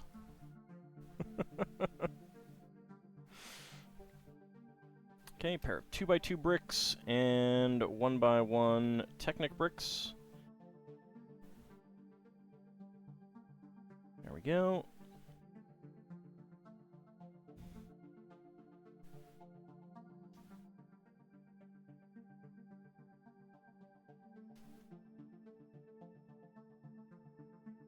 Okay, 1x1s with Technic brick, 1x1 Technic bricks with friction pins at the top. There we go. Horse is always watching, yes.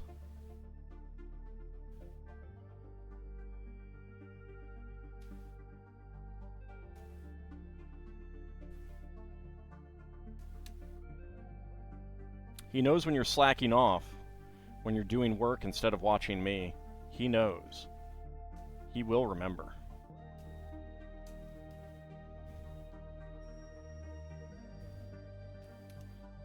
Okay, so this will lock the whole thing together so that it doesn't collapse. There we go.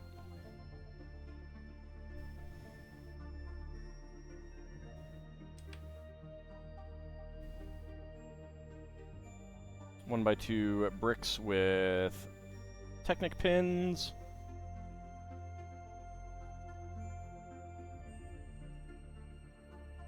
Okay, 3 1x1s. Actually, 4 of them in total. Get them so that the studs are not, the holes are not facing out. And a 1x2 right there.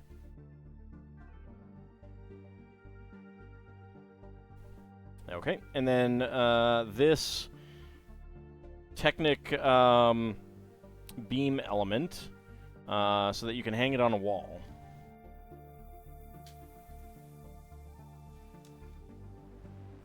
There we go, get a plate on top.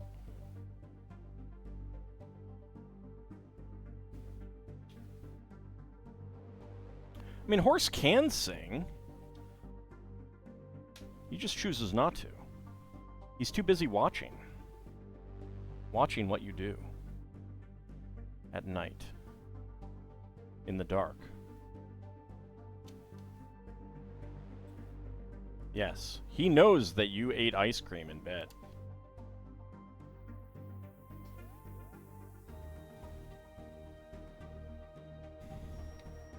Alright, white 1x1 cylinder plates. Here and here. With hollow studs, and a Black 1x6 right there. Horse is a stalker? No, he's not. He doesn't stalk people. He doesn't need to.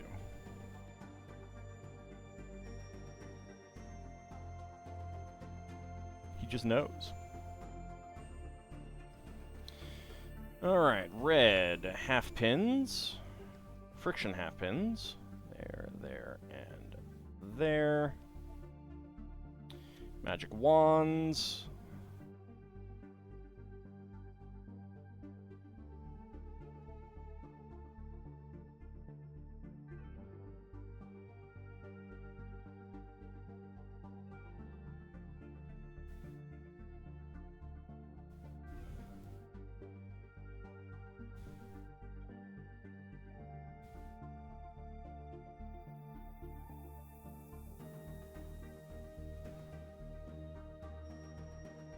I'll make sure that these are straight in a moment.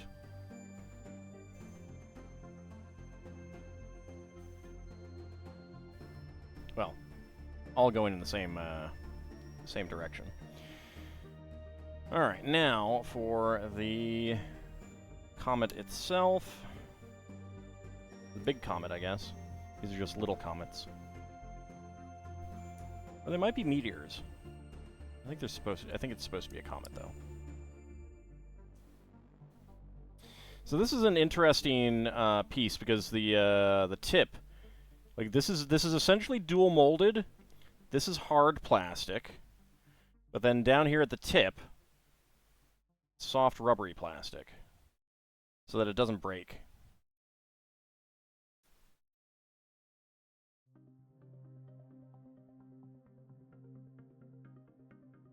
Okay, macaroni.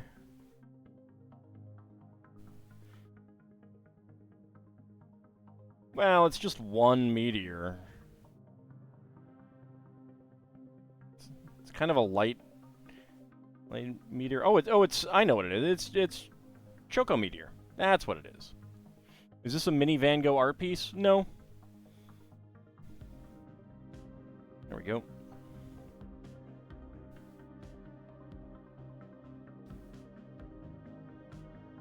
Okay. Let's have it go at a bit of an angle.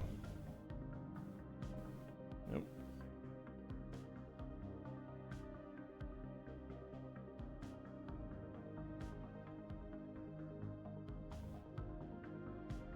Gotta be careful, these are a little loose. There we go. Alright, so spare parts, 2 sprues and 1 extra wand in white. White 1x2 half-cylinder tile, white 1x1 cylinder tile, cylinder plate with hollow stud, bright orange 1x1 quarter-cylinder tile, and red Technic half pin with friction. Alright, so that is the first of the pieces. Now for the second one, bag number 3. Yeah, no, I mean, they're definitely art pieces.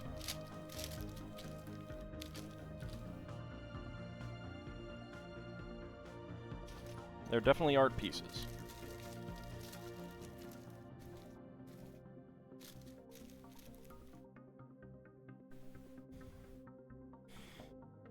All right, let's see. Bag number 3, okay. Black 1x12 and 2 4x6s.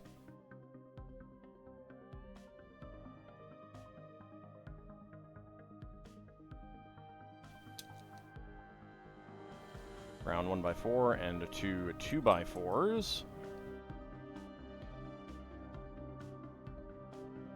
Okay. Nice clarification there. Get using with 4 different colors. All kinds of shades of orange. Because these are technically all shades of orange here.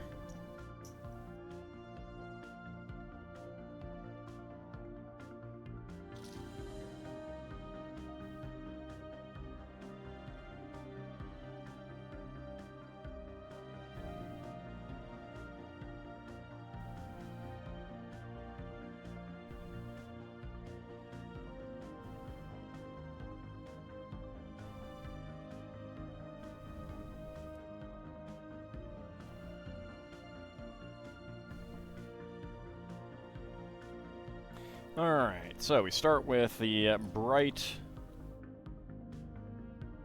orange there. Get a white.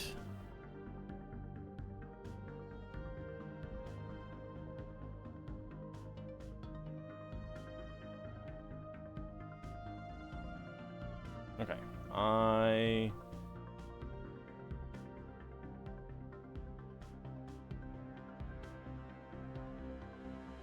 Oh, alright. I was like, what is lifting these up? We also had black 1x4s here that I missed.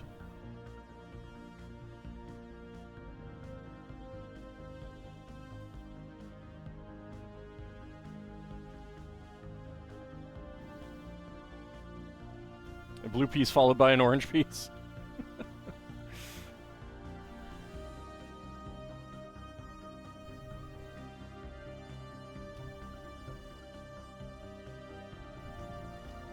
Well, it's all going to be black at the top, so... Alright, regular orange, and then bright orange again.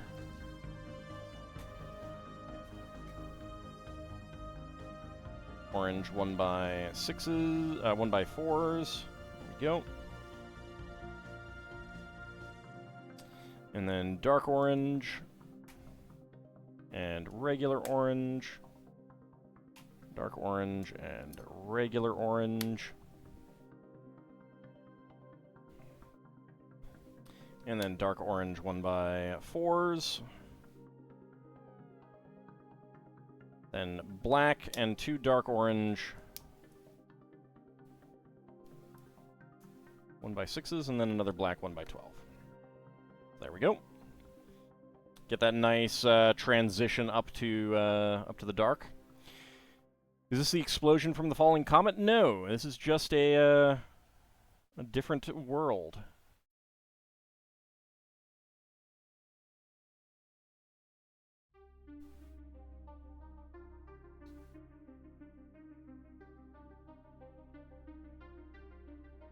Get some little mountains in the distance.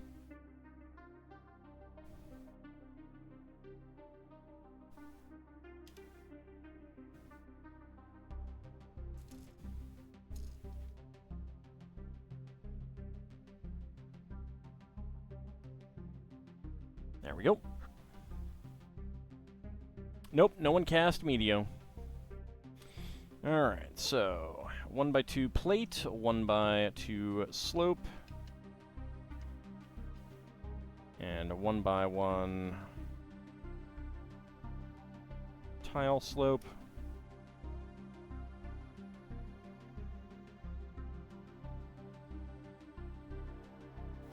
One by one tile slope down here on the bottom, and then a 1x1 plate and 1x1 tile slope here.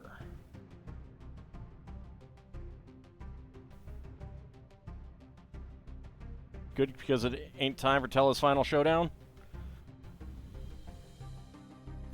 But what if it is?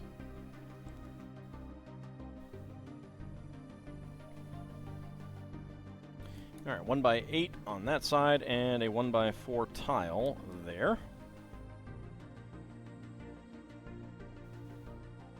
Oh! Oh! That, they should have noted that that was, not something that you needed to... that was extra. So we're pulling the wand from the first bag. We have a gray 1x1 plate flower, a white 1x1 cone, and we stick the wand inside there.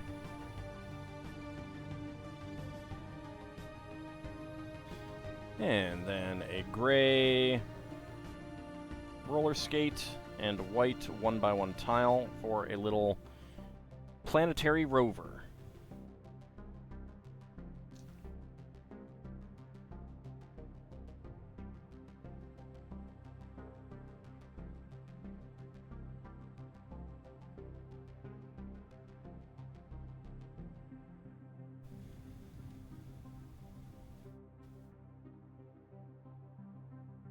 Don't accidentally knock that over, please.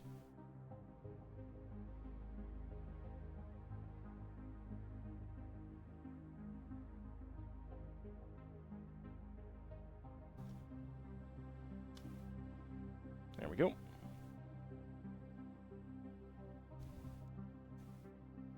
Get our Technic pins in afterwards.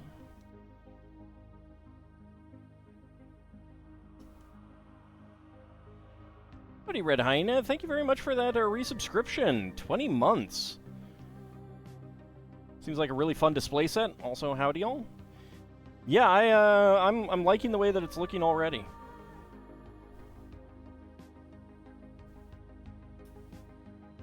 Great little art piece. There we go. All right, spare parts. We've got a brown 1x1 plate, brown 1x1 tile slope, white 1x1 tile, gray 1x1 plate flower, and gray roller skate as extra parts. So there we go. And number 4.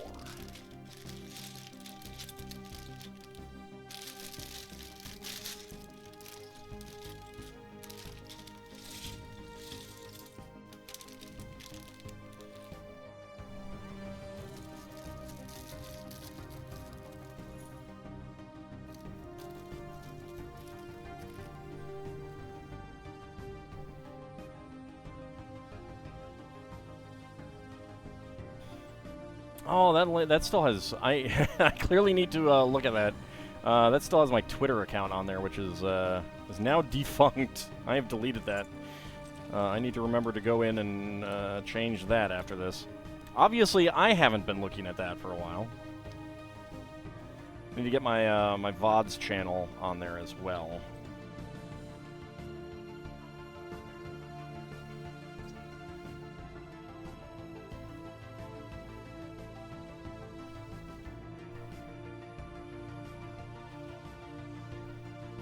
Alright, get some black bricks on here. There we go. Now that you've had time to look at it, the comet looks kind of like someone destroyed the USS Enterprise again.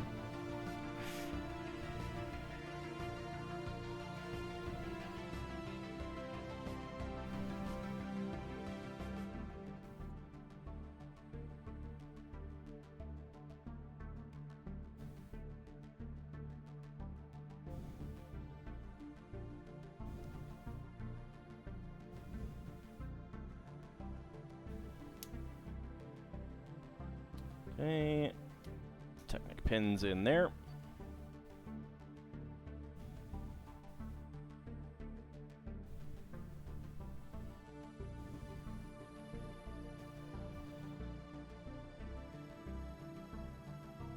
Like, I straight up deleted it.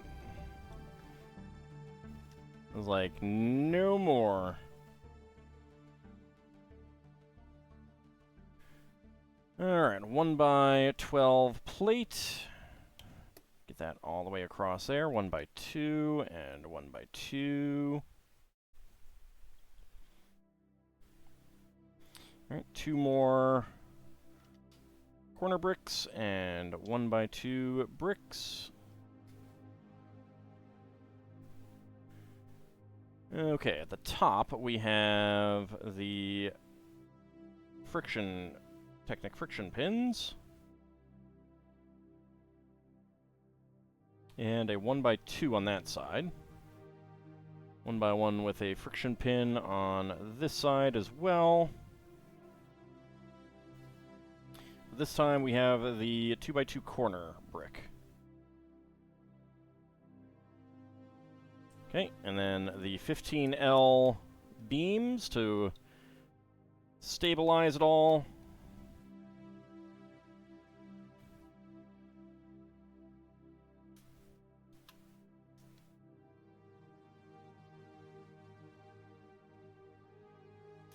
There we go.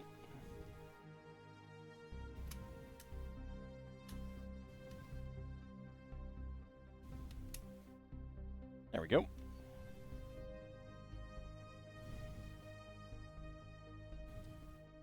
Okay, 1x2 bricks with Technic pins.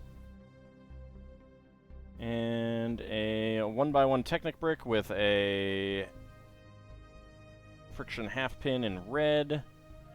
And then 1x2s across here.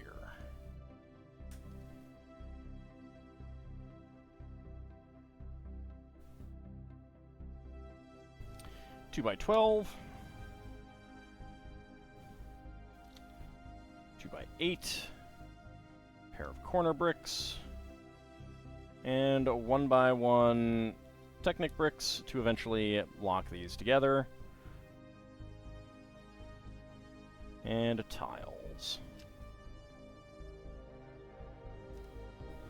And then this goes on in there so that it can be hung up. Okay, white 1x1 cylinder plates with hollow studs and a 1x6 tile.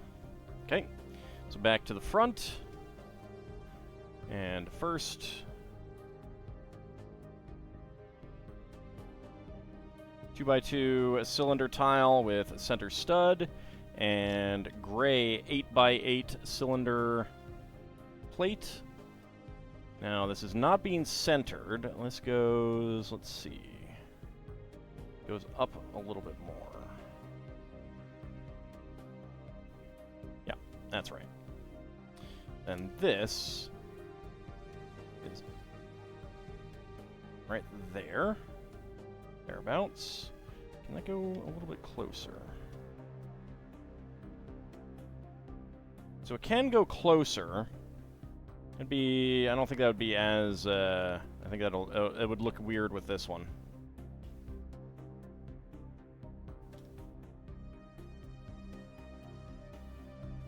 There we go.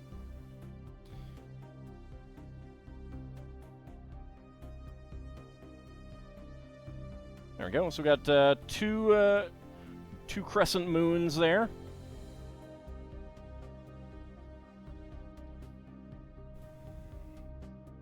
I think that looks pretty nice. I like that one. I like the way that they get the crescents in there. And we have a spare friction pin and a regular pin.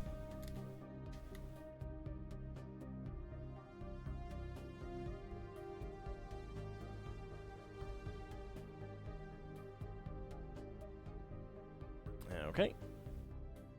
Move on to the next one. Been thinking of picking up the Lunar Remaster. As much as you love the original VAs, you have a feeling working designs will suddenly infuriate you. I don't know if the remaster is using their working designs translation. Apparently, the Sega Mini, like Victor Ireland wanted so much money to put the Saturn versions of Lunar on the Saturn Mini that they left that off for the US, but Japan got that. It's a new translation? Yeah. Probably won't have anything to do with Victor Ireland then. Working designs. Which is probably a good thing.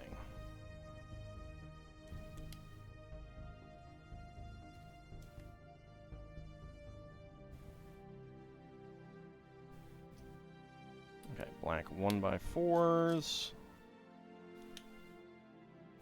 I wish they'd just done a new translation. At that point. That would have been nice.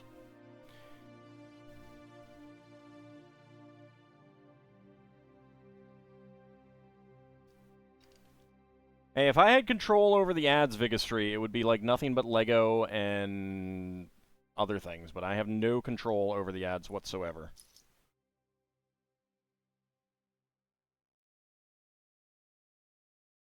You shut your filthy mouth, not a rogue AI. Don't bring that up. No, just kidding. I was talking to someone on Blue Sky who was talking about Double Zeta, and I was like, that's the one that really, really, really needed the compilation movie treatment. Alright, so we get... It is not actually clear. No, that is clear. Alright, we are using the coral pink. 1x4s. Ham Lego RPGs, yeah. Oh yeah, no, I'd be shilling for the Honey Baked Ham store if they wanted. I do not think they want to, though. Alright, so a 1x1 stud facing back that way. 2 1x1s that way. This one here. Artie says, good night. Good night. Thank you very much for stopping in and watching. Hope you have a good night. Alright, 2x3 tile there.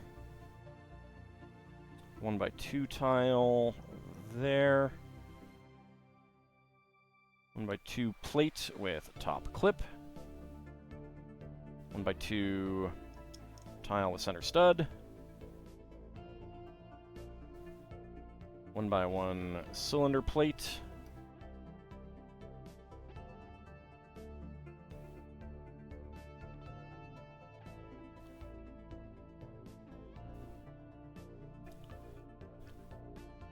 Finish up my soda. It is actually really frustrating that I cannot really even see what ads are playing.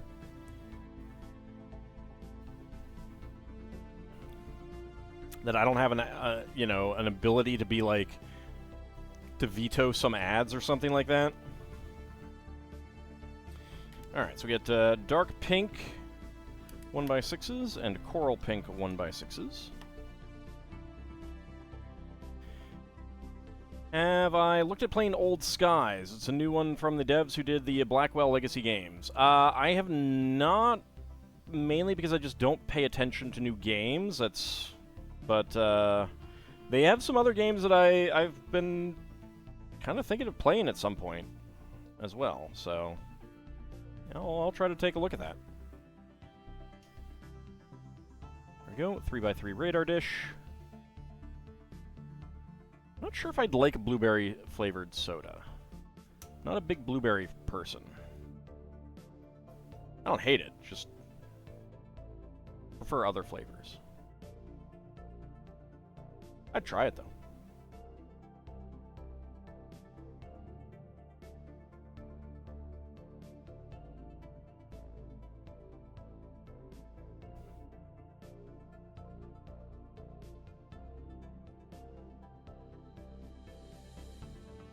Okay, 1x2 tile. Curve slope and curve slope. That gets it right on there. Okay, and we get dark pink 1x4s. With magenta 1x6 plates, topped with dark pink 1x6 plates, followed by magenta 1x6 bricks, or 1x4 bricks,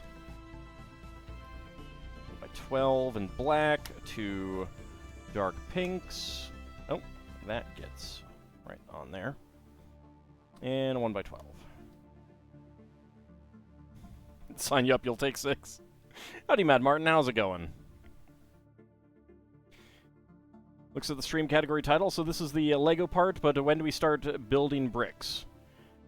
Oh, Mad Martin, I build bricks all the time.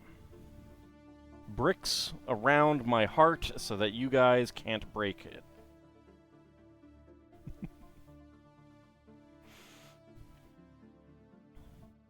Block party where anyone could display their works on a 5x7 block. Aw, that's nice.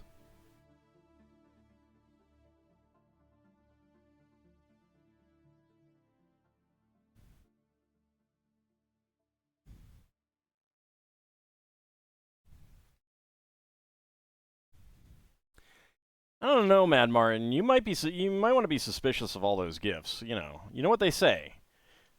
Beware of Bahamut's bearing gifts. He might be hollow inside, filled with warriors. Just saying. Just saying. Bricks made of diamonds.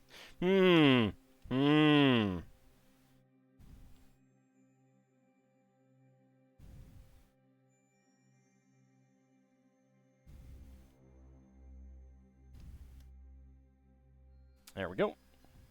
And a pair of regular Technic pins here and here. All right, spare parts, a white 1x1 plate. I'm just jealous? I mean, a hollow Bahamut full of warriors would be delicious. It would be delicious. Like, you know, crack open that that can of dinner, you know.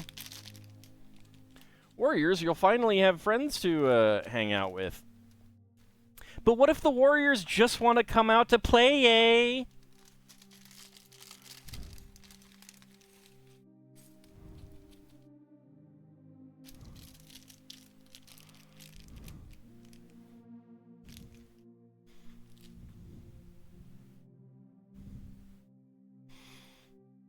All right.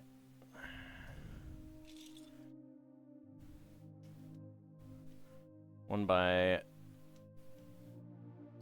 2 bricks. 2 by 2 corners. Half the gifts tend to be in the form of Mega Flare. I mean, you also like to give him brains, which is, you know, very questionable. Very questionable.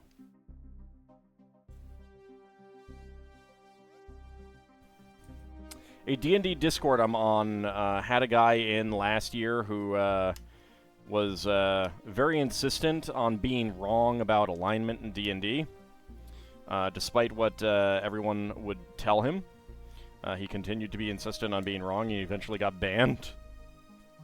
But they eventually lifted his ban, and he's back to his old tricks.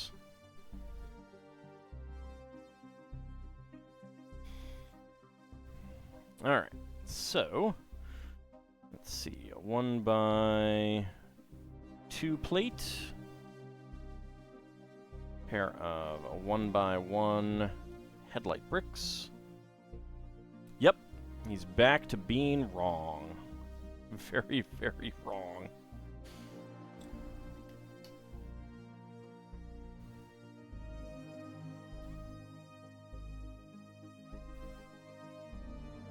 When I DM, how stringent am I on characters sticking to alignment? Pretty stringent, but my interpretations of alignments, like, it's more, like, it's not about stringently sticking to alignment, it's about stringently knowing when you're when you're doing something against alignment, and being okay with that, and being okay with the consequences. If you're okay with that, I don't have a problem. That's, you know, it's your choice.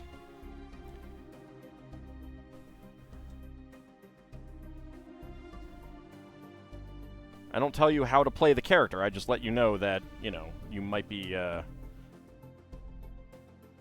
edging on to changing alignments and thus risking the penalties that come from that.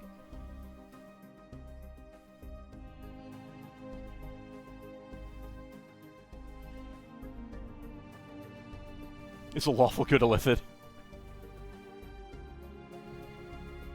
See, I cannot square lawful good illithids with their modern creation method.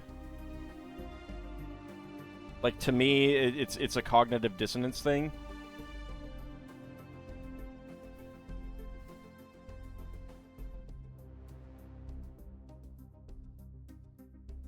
Twitch wants to spell check illithids to be illiterates. Twitch is mean. They're very literate. Also, it's not Twitch. I'm pretty sure it's your browser. The modern creation is a myth perpetrated by the media. It's what I've been saying, man.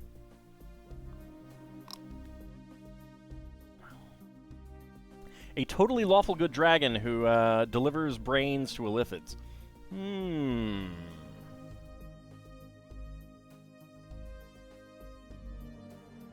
I mean, I've had to tell some players that their actions are bordering on alignment shifts, and I did have one player who did shift alignment.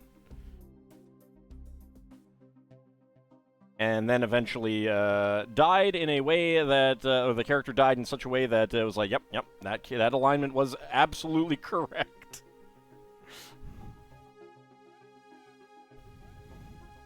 It's not their fault that they have a specific diet. They don't have to eat that.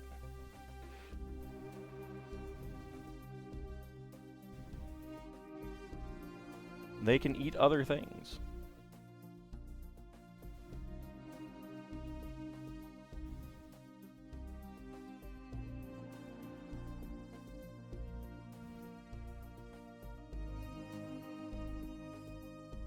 Lawful good illithid forsakes the way of its kind, but then what?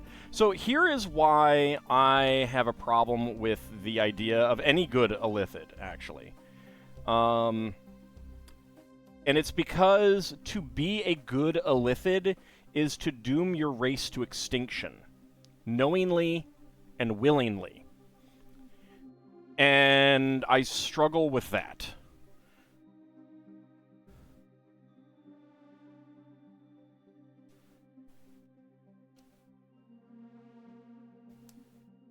Not just knowing that it will happen, but actually essentially advocating for it.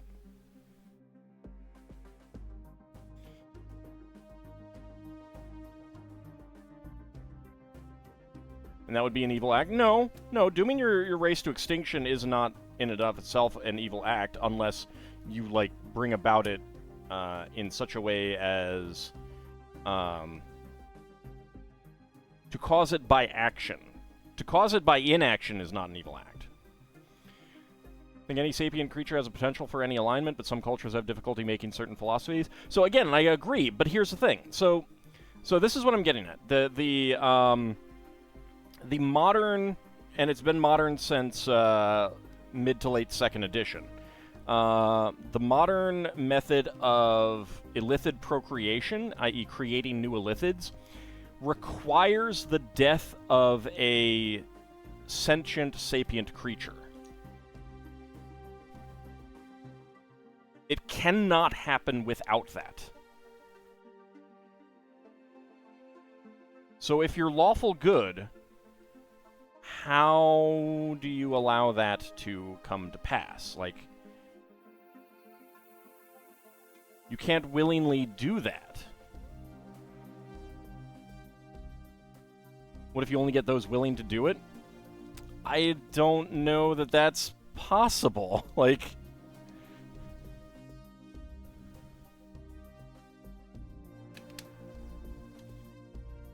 I'm not one to, I don't believe in like, outlawing suicide, but I'm all for, like, trying to convince people not to do it, kind of thing, if that makes sense. Like, you know, medical interventions, but not forcing them not to, kind of thing. I mean, if someone commits suicide, that's their choice, but it is a choice. But I don't know. Alright, Vigastry, have a good rest of your night. Thank you very much for coming on out.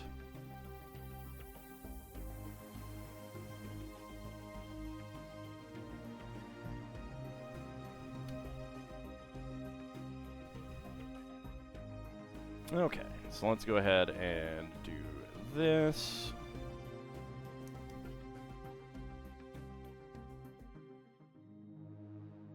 Nope, not that yet. So, with Ceramorphosis, they're putting a their offspring, the tadpole, into the brain of another creature to turn them into an illithid. Like, I don't think you can be a good creature and advocate for that. So you would basically have to be advocating for the extinction of your species.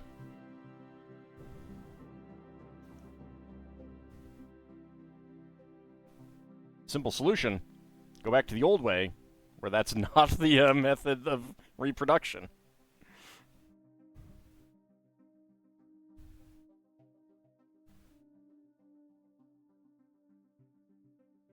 Where's this extra 1x2 going?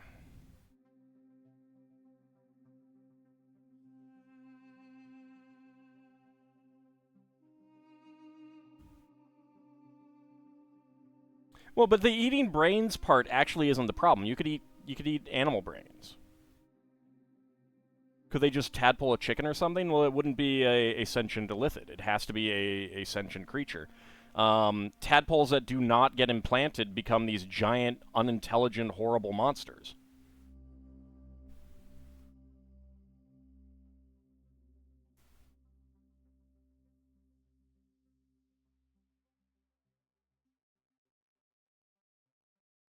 Get that there. And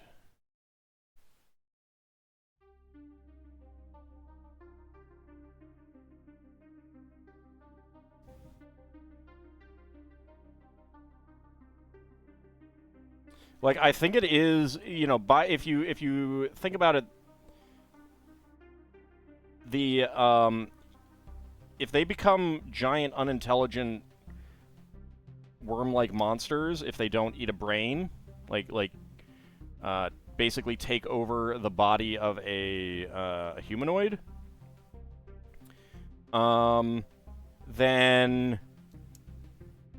it's not the illithid's intelligence; it's the sapience of the creature that they eat that makes them a sapient race. To a certain extent, this is one of those elements of, you know, like, Tolkien had this issue of the evilness of orcs, and, like, did he create a race that had no choice, kind of thing? So there is an element of that here. Sometimes you just want a good story, you know, a horrific thing. But when you start getting into playing in it and stuff like that, it's... some questions can be raised. Okay, so, alright, so the reason for this is that this is the Big Dipper. Ursa Major, part of Ursa Major. You can build it, and I guess that's Cepheus. Then that one is Cassiopeia. And that one... I don't know what that one is. I actually don't know what this one is. Like, okay. Oh, no, okay, so that's Ursa Minor. That's Ursa Minor, Cassiopeia, and Cepheus. I don't actually know Cepheus.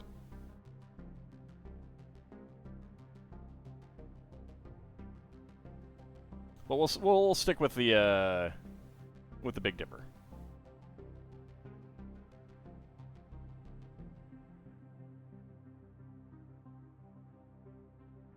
See, but, like, illithid villainy works just fine if they don't do Ceramorphosis. My actual, like, while I don't like Ceramorphosis, there is a way to have, you know, like, have your cake and eat it too. And basically it'd be a case of Ceramorphosis gets you an adult illithid in a matter of days rather than a matter of decades. And if that's the case, I'm okay-ish with it. Can you make that rocket into a SpaceX one and have it pointing down at the ground and then add in some Lego fire to it? Oh no! Oh no! Yeah, there it goes. It's a SpaceX rocket now. Whoop. No, see, this is Lego rocket, so it's a good one. It's not a crappy one. Mission accomplished. Alright, spare parts. We got a black 1x1, 1x2 brick, 1x1 tile with star print, 1x1 plate, 1x1 cylinder tile with top peg, 1x1 cylinder plates with hollow studs in gray and white, orange bar with clip, and a gray 1x1 cylinder plate with bar.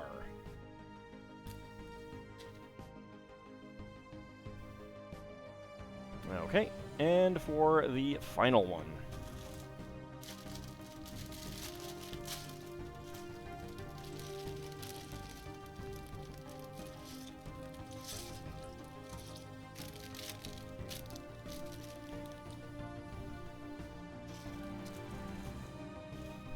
Let's see if the outside is cool enough that I can open my window now.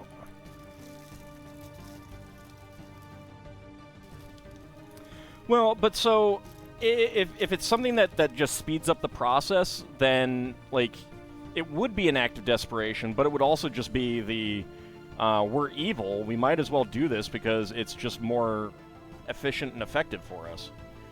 I'm seeing some LEGO updates. Let me see if there's anything interesting. Okay, don't care about that.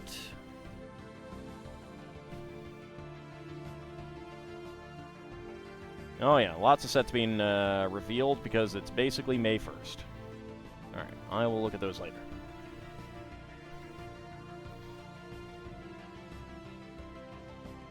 Alright.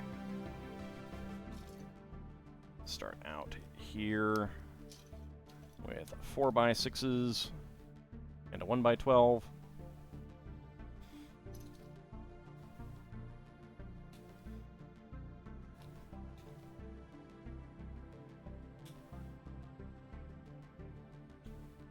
I mean, I don't like it in general for a variety of reasons, but that at least would give it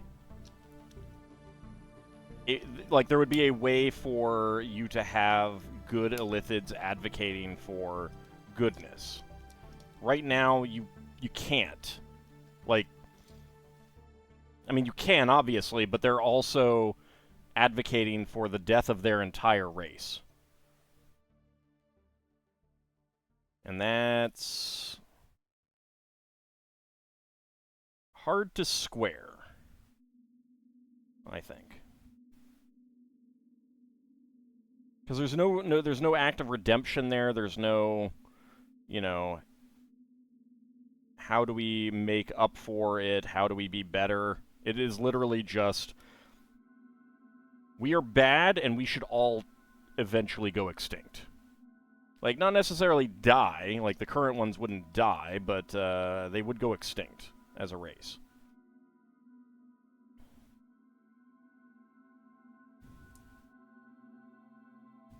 You reject my later post-second edition anti-illithid mindset? Eat some comfort brains.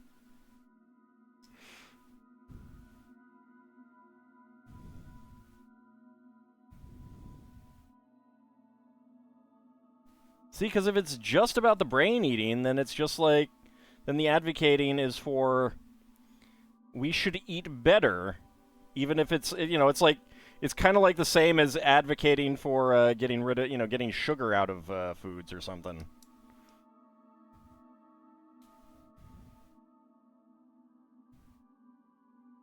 We'll get used to eating cows, cow brains. Get in the hole. There we go.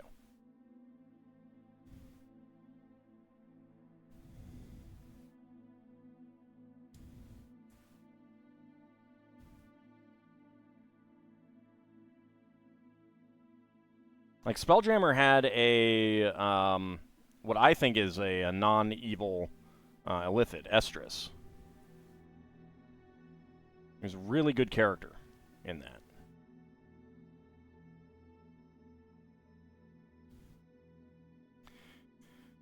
All for giving up eating human brains, but if I take your sugar, I swear to whatever god is applicable, you will fight me. It was an example.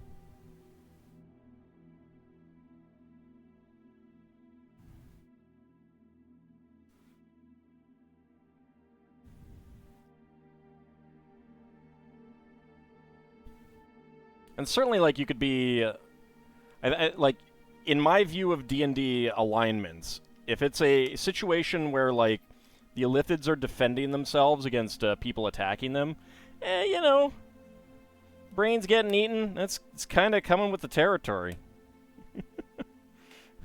In combat.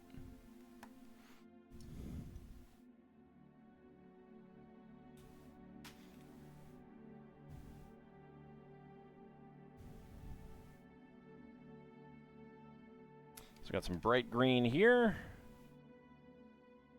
And then we have some teal. And a 1x2s. Bright green.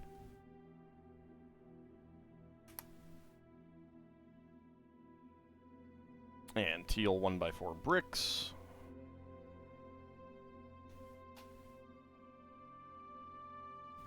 Lithid biology, probably not bothered by prions. Yeah, I'd imagine so. I'd imagine that it is not.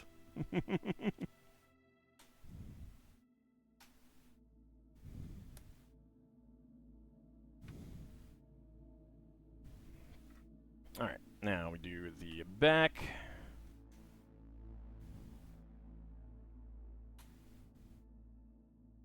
But yeah, so the person that I was talking about on the on that one Discord, they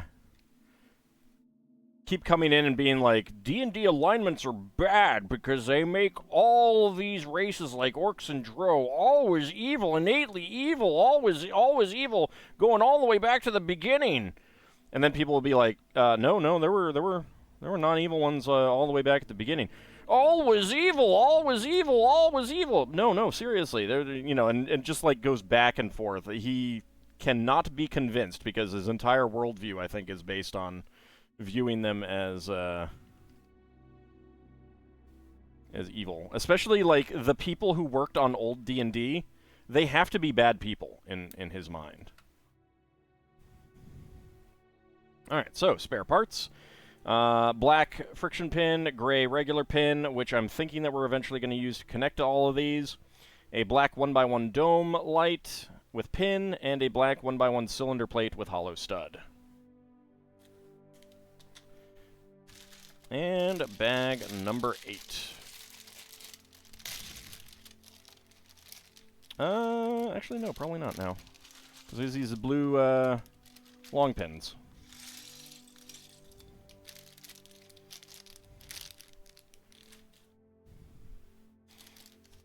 I mean, people have, looked him up and found that he's been doing this on other Discords, on Reddit, on forums, like just basically everywhere. His entire personality seems to be tied to, all this stuff is bad because of this conception that I have that is wrong, but must be true in my mind.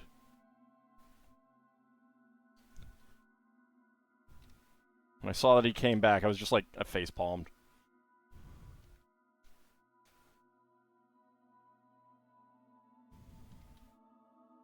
There is stuff that has not aged well. There's stuff in new editions that I look at and I think is cringe. But also, most people who think that, the old stuff is like black and white bad, generally has not even looked at the old stuff. I mean, the very first adventure that had Drow, the very first adventure, one of the random encounters is with non-evil Drow in the Drow city. Like,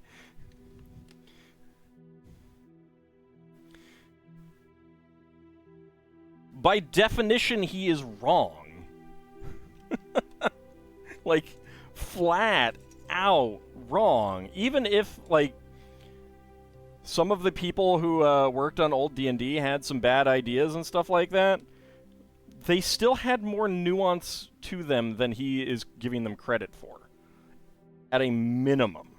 And he just cannot accept that that is the case. Confuses the culture being evil with the alignment being natural? Yes. And it is critical to his outlook.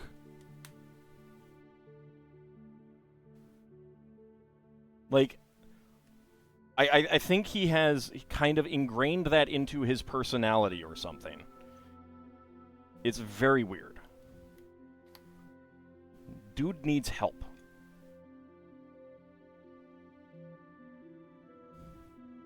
Cannot have a meaningful campaign if timekeeping is not exact. I think that might be a little bit overblown in how some people may be taking it. Some people cannot be helped. That's true. That is true.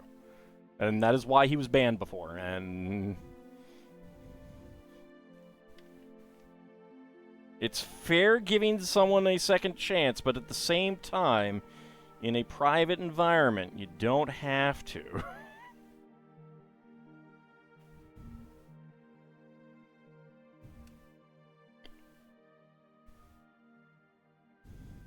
While it was all going on, one of the mods was just like right there basically being like, I'm keeping an eye on all this. If this goes too far, I'm stepping in. Who was kicked? No one from my Discord. I'm talking about this guy who was banned and then let back in recently. He was banned like last year.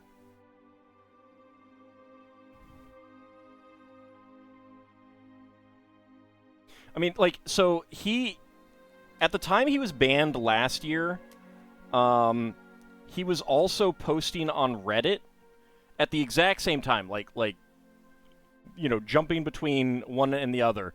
And his posts kept getting deleted on Reddit because they were breaking, you know, the rules of Reddit, that Reddit forum. And he just kept doing it until I think he got banned from there, too. Thought I was talking about a player? Oh, no, not one of my players. No, my players are fine. Players have left but never been banned.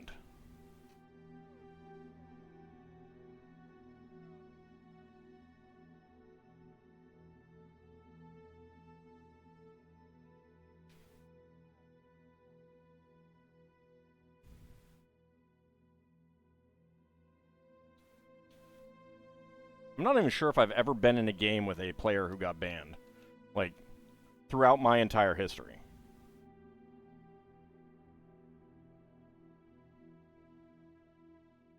It's fine to have that opinion and running his campaign like that. Yeah, and the thing is like, if he... Because, like, he would also be like, these other games do it better, and there's... And it's like, if you feel that way, go play those. Why are you here if you disagree with this game? There are other things out there. It reminds me of the people who will come into some of my videos and be like, you should play the game, basically, and they're basically like, you should play the game this way. And I'm like, no. Like, I got someone on one of my Daggerfall videos who, like, in the comments section shouted at me, stop going into general stores, and I just responded, no. Because no. I'm going to go into general stores if I want to. If you find a Rusty Relics general store, it may not take everything that you can, you know, you may not be able to sell everything there, but you'll be able to sell a lot and get good value on that.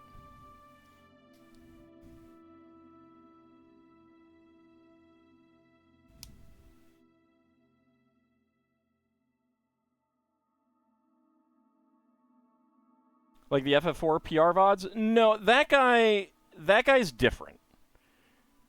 That guy is not telling me to play differently, generally. He's telling me how he's playing and saying that it's the best way to play. And, you know, I think that's just he's not... He's kind of annoying, but he's not a dick, if that makes sense. Yeah, that's the one that I'm talking about.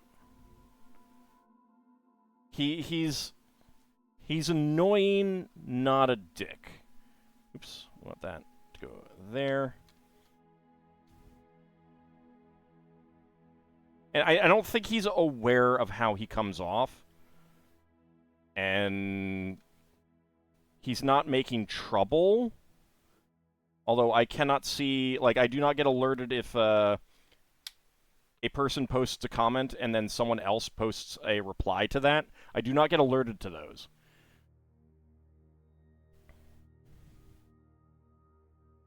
Alright, so back to the first one.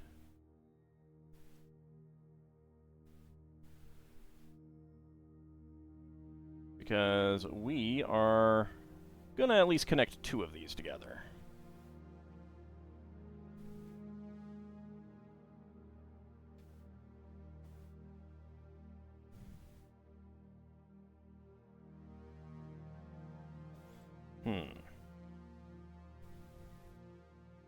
Which ones match? Color-wise.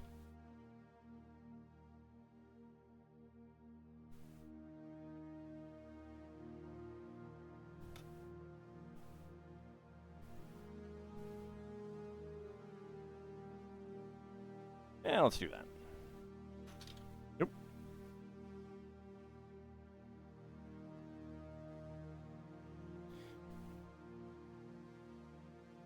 Like the guy that comments on my JRPG stuff, he's just unaware of how he comes off.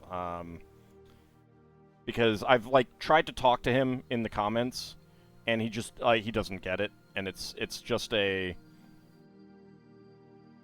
you know, a personality thing. I don't think he's not trying to be rude. He's not trying to be mean or anything like that. He's just coming off that way. Other people, like, so basically at this point, I just, you know, like, he comments and I'm just like, I move on from it. It's fine. It's like, hey, it's helping the algorithm.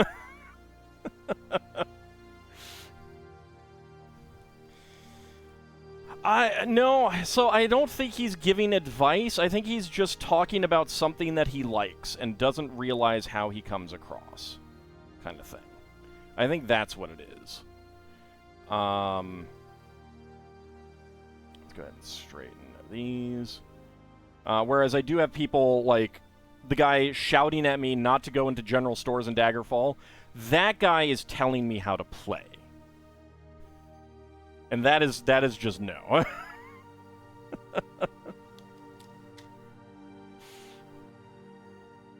You'll admit being bad early in your Fire Emblem 4 LP as someone was really, really into the eugenics part of the game and you decided he wouldn't make more comments.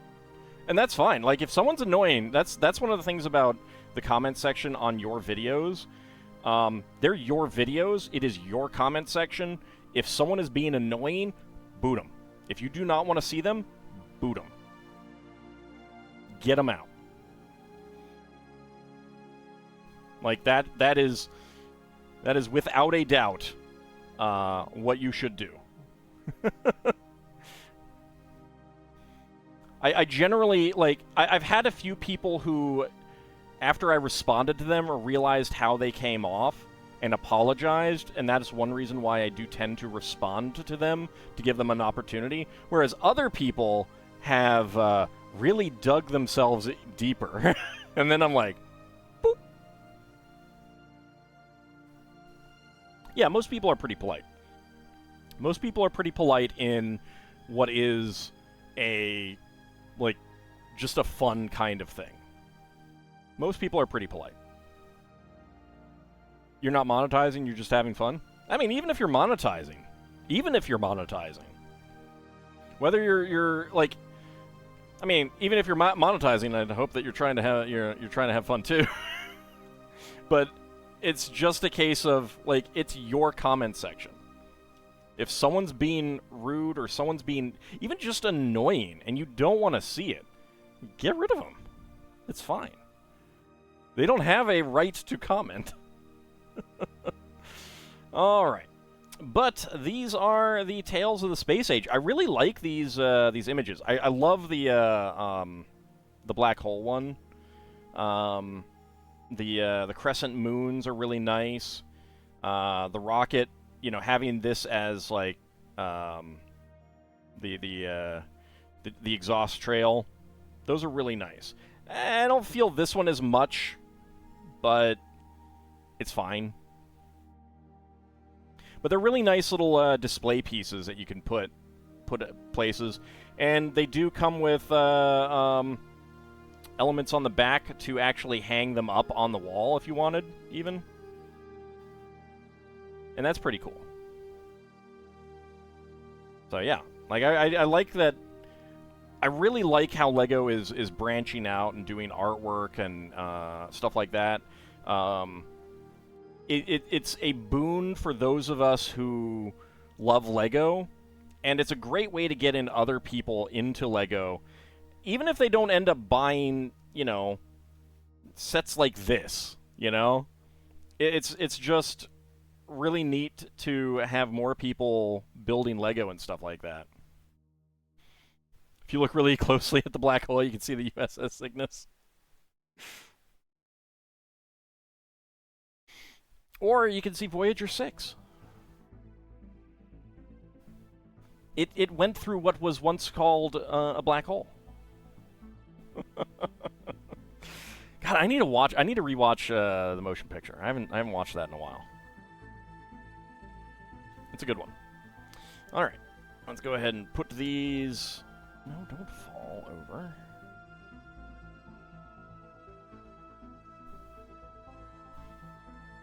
What Bahamut? What the Voyager 6? Yeah, that's Star Trek: The Motion Picture feature.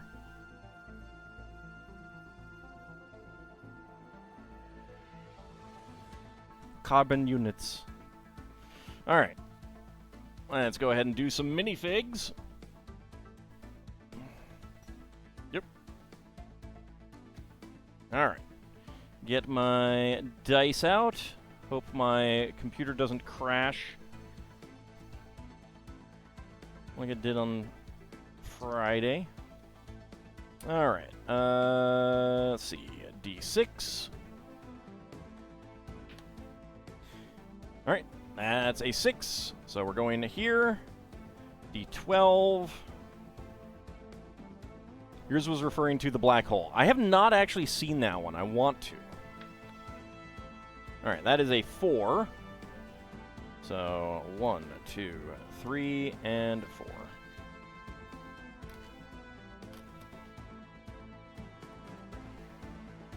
All right, Gilded Tongue, thank you very much for coming on out.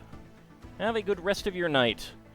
Let's go ahead and start a prediction. You can all guess what is inside the minifig pack. Get your predictions in. Let me go ahead and roll my beautiful bean footage. I mean my D20. That is a 5. So that is... And it landed on Abraham Lincoln. Nice. No, I know. I've heard good things about it. I just haven't been able to. Like, it's not on a streaming service that I have. I haven't looked into what streaming services it's on either, but just one of those things that eventually I'll watch, I'm sure. Let's see, a 9 for Ice Oven. That is the construction worker lady. 6 for Not a Rogue AI. That is Ms. Scratch and Post. 10 for Bahamut. That is the barista. So go ahead and get your predictions in. Can I guess what is inside the minifig pack? Zooming out of Black Hole X, courtesy of Hanna-Barbera, it's a Minotaur Teen Force Kid Comitar, Electar Minoleculad, and the Astro Minotaurs. One of your fave cartoons. I have no idea what that's a reference to. I have no idea what that's a reference to. A traveling Leonin space chef. I don't think I watched many Hanna-Barbera cartoons, actually. I mean, I was familiar with Hanna-Barbera, but I don't think I watched many other cartoons. All right. 20 seconds remaining. Get your predictions in. Can I guess what is inside the minifig pack? I suppose I should get my timer ready. There we go. I liked the new Johnny Quest that they did back in the 90s. That I thought was really good. All right, predictions are closed. All right. And go. All right, let's see. What do we got? Nothing big, it feels like. Is that? That's a head. That's hair.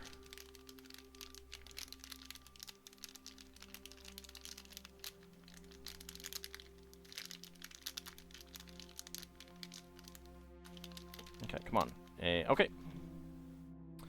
All right, 24.68. We have our good old friend Emmett, I believe.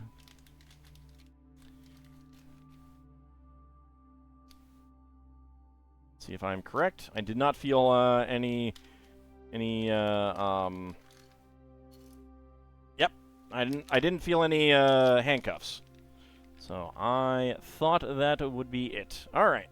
So that was, 24.68. Choose the outcome.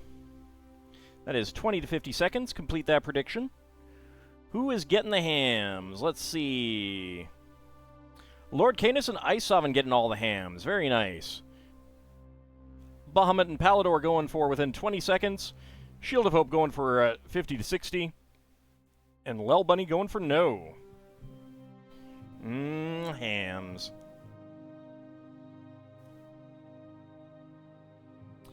Teen Force was a segment in a block called Space Stars. It had Space Ghost and the Herculoids and a few others. Ah, okay. Vaguely familiar with that.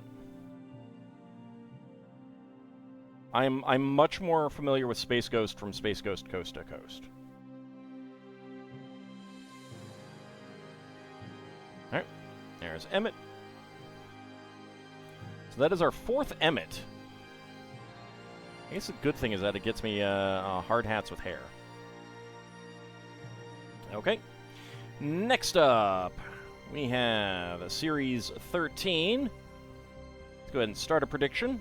Can all guess what is inside the minifig pack. Oh, I should have pulled one out first, but whatever. It's okay. The Johnny Quest with Tron? I don't know what you're talking about. I don't know about the Tron. Alright, D6. I guess there might have been a cyberspace element to it. I don't really remember.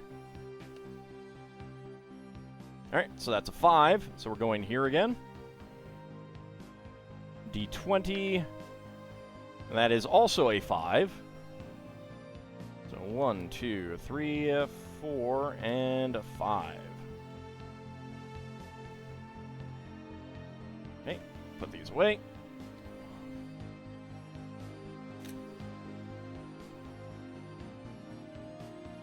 Yeah, probably. I don't really remember that part. I didn't care about that. All right, look, I'll admit it. I was in it for Jesse.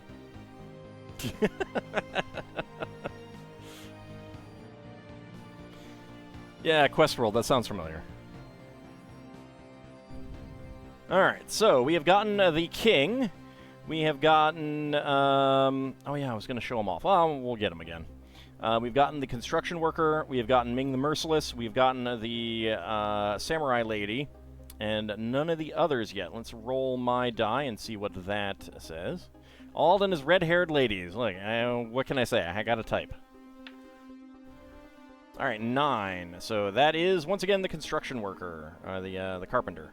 That it is saying. 2 for Bahamut. That would be the Sheriff. 6 for Not-a-Rogue AI. That would be the Paleontologist. 3 for Ice Oven. That would be the Unicorn. Buffing it all the way from the Silver Millennium, we have a Minotaur Sailor Moontar. That would be really weird. Leonin Batman. Jessie, the retconned-in daughter of Race Bannon from the final movie for the original cartoon. Sure, why not retcon it?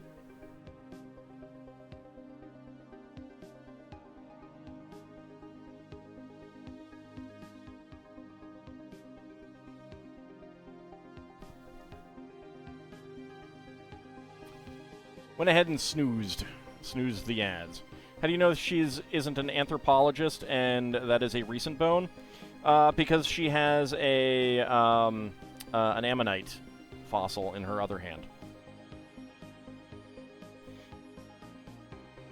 Also, anthropology isn't about recency, it's about humans.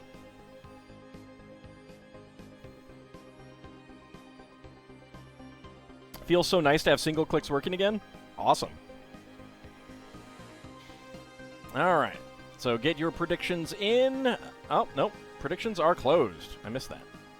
Didn't, All right. There's my timer all ready to go. And go. Let's see. What do we got? Ooh. Feels like something big-ish.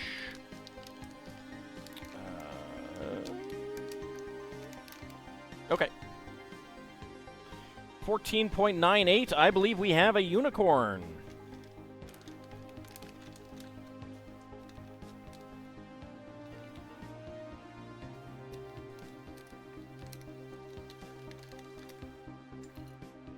And it is indeed a unicorn.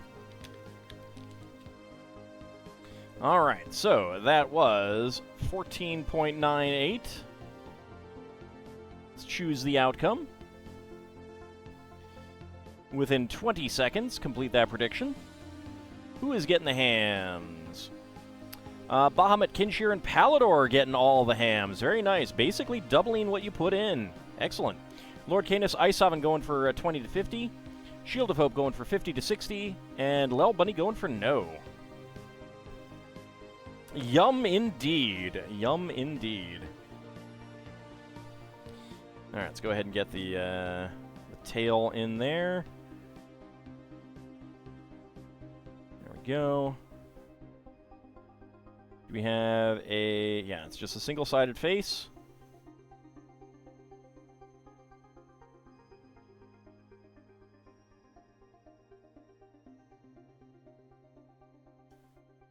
Alright, let's go ahead and zoom in. Not too spectacular with this one. Kind of plain, but that's okay. They need to do a griffin costume, because you like griffins? Hey, they could. Alright, Palador, have a good rest of your night. Thank you very much for coming on in. Go ahead and zoom in. There's our happy unicorn fan.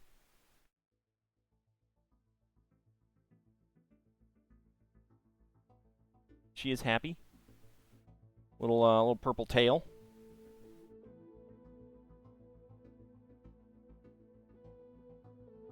Okay, zoom back out.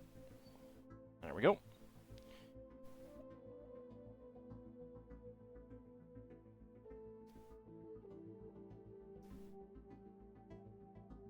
Let's turn the tail up. Don't question it. Don't question why. There we go. Now she'll pose properly. All right. Go ahead and mark that one down. Okay. And finally, what we didn't get to do on Friday, our Series 27, which actually requires a D10. All right. So... that's 6, so we're going to the bottom register. D10. So that is a 6. So 1, 2, 3, 4, 5, 6. Alright, let me go ahead and pull 1 to fill that slot. There we go. Put this aside. And let's go ahead and start a new prediction.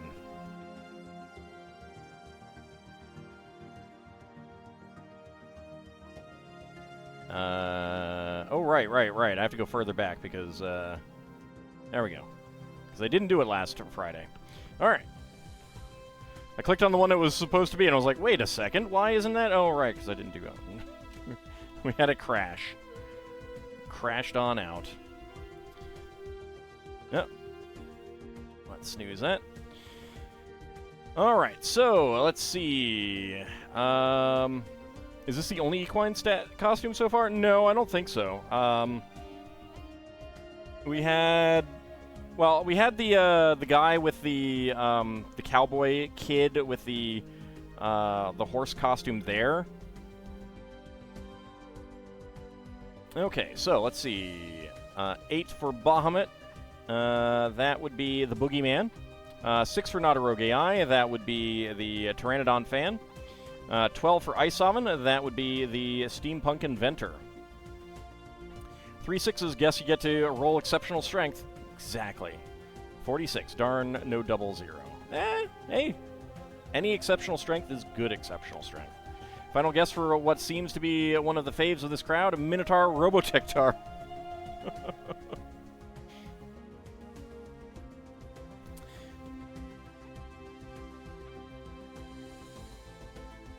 That's a Veritar.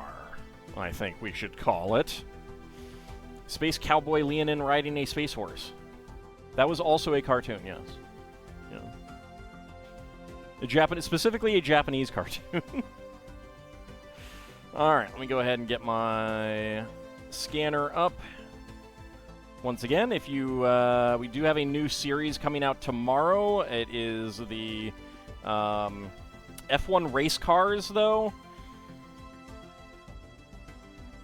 So not exactly minifigs, but I will definitely be... Oh, I need to flip on over to the weight sheet. I'm going to go get them, but only one full set. And then we'll do those eventually when we finish with this set. Or I might interrupt it, I don't know. Could be fun. Alright, let's see. So, first of all, let's make my guess.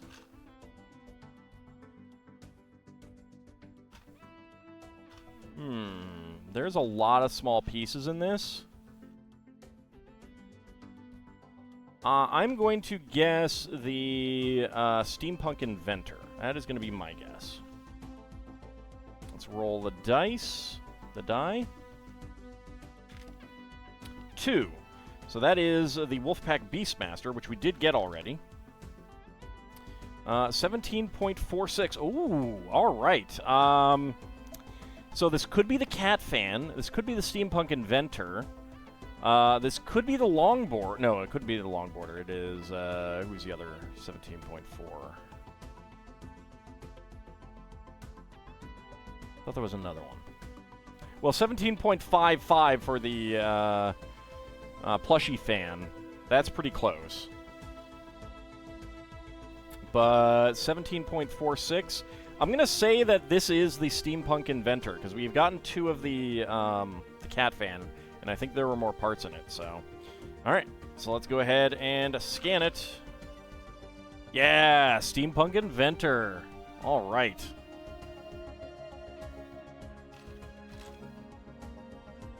Alright, let's open it up and confirm.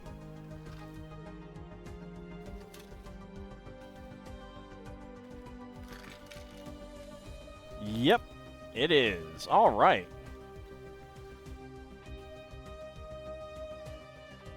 So let's choose our outcome. Yes with guess. Complete that prediction. Who is getting the hams? Bahamut getting all of the hams. Ice Sovereign going for yes with die roll. Lord Canis Kinshir and Shield of Hope going for yes with weight. And Lel Bunny going for no. Way to go, Bahamut.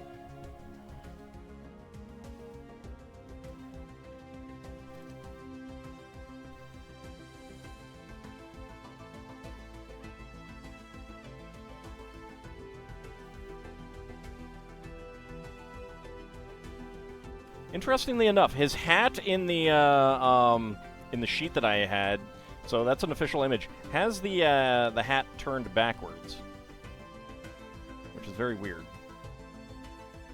So let's see. He has this hand element. All right, let me actually turn this over so that I can see exactly what needs to go on it. All right.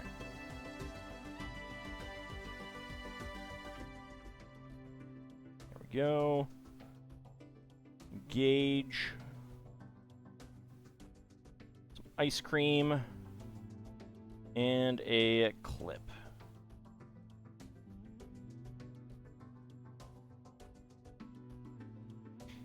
Alright, there we go. Let's go ahead and zoom in on him.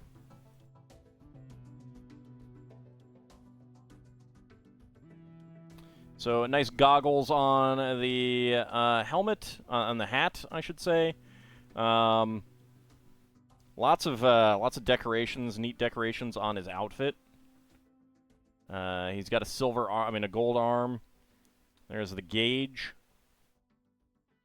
There's his back. A little bit of decoration on that arm as well. That's pretty neat. It's a pretty good minifig. Go ahead and zoom back on out. Weird ice cream cone. Yeah, exactly. All right, and we have a spare 1x1 brown cylinder tile with gauge print and a gold 1x1 cylinder plate with bar as our extra pieces. Let's make sure that I marked him down. I did not. There we go. All right. So that is going to wrap us up for tonight. Let's go ahead and get our images back on here, the artwork, since that was the main build. Nothing exactly spacey for the minifigs tonight, but good minifigs anyway. Well, I got enough Emmets. I don't need more. Still need to get some others. But that is going to wrap us up for tonight. Let's go ahead and see if there is anyone on right now to raid.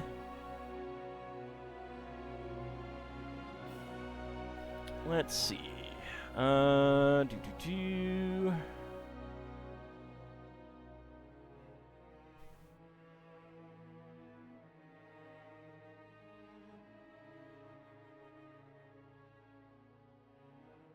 No one really that I feel like raiding tonight. Alright. I think that we will call that an episode. When we come back next time on Friday, we'll be starting up a new, larger build. A new multi-week build. So stay tuned for that. And then Saturday, we'll be back for some more Spelljammer. Monday, we will be starting something new. We're going to be playing something in between Suikoden 1 and 2. And 2 will come after that. But that will be next week. And then next Wednesday, back for more LEGO. Have a good rest of your night, everyone. See you next time.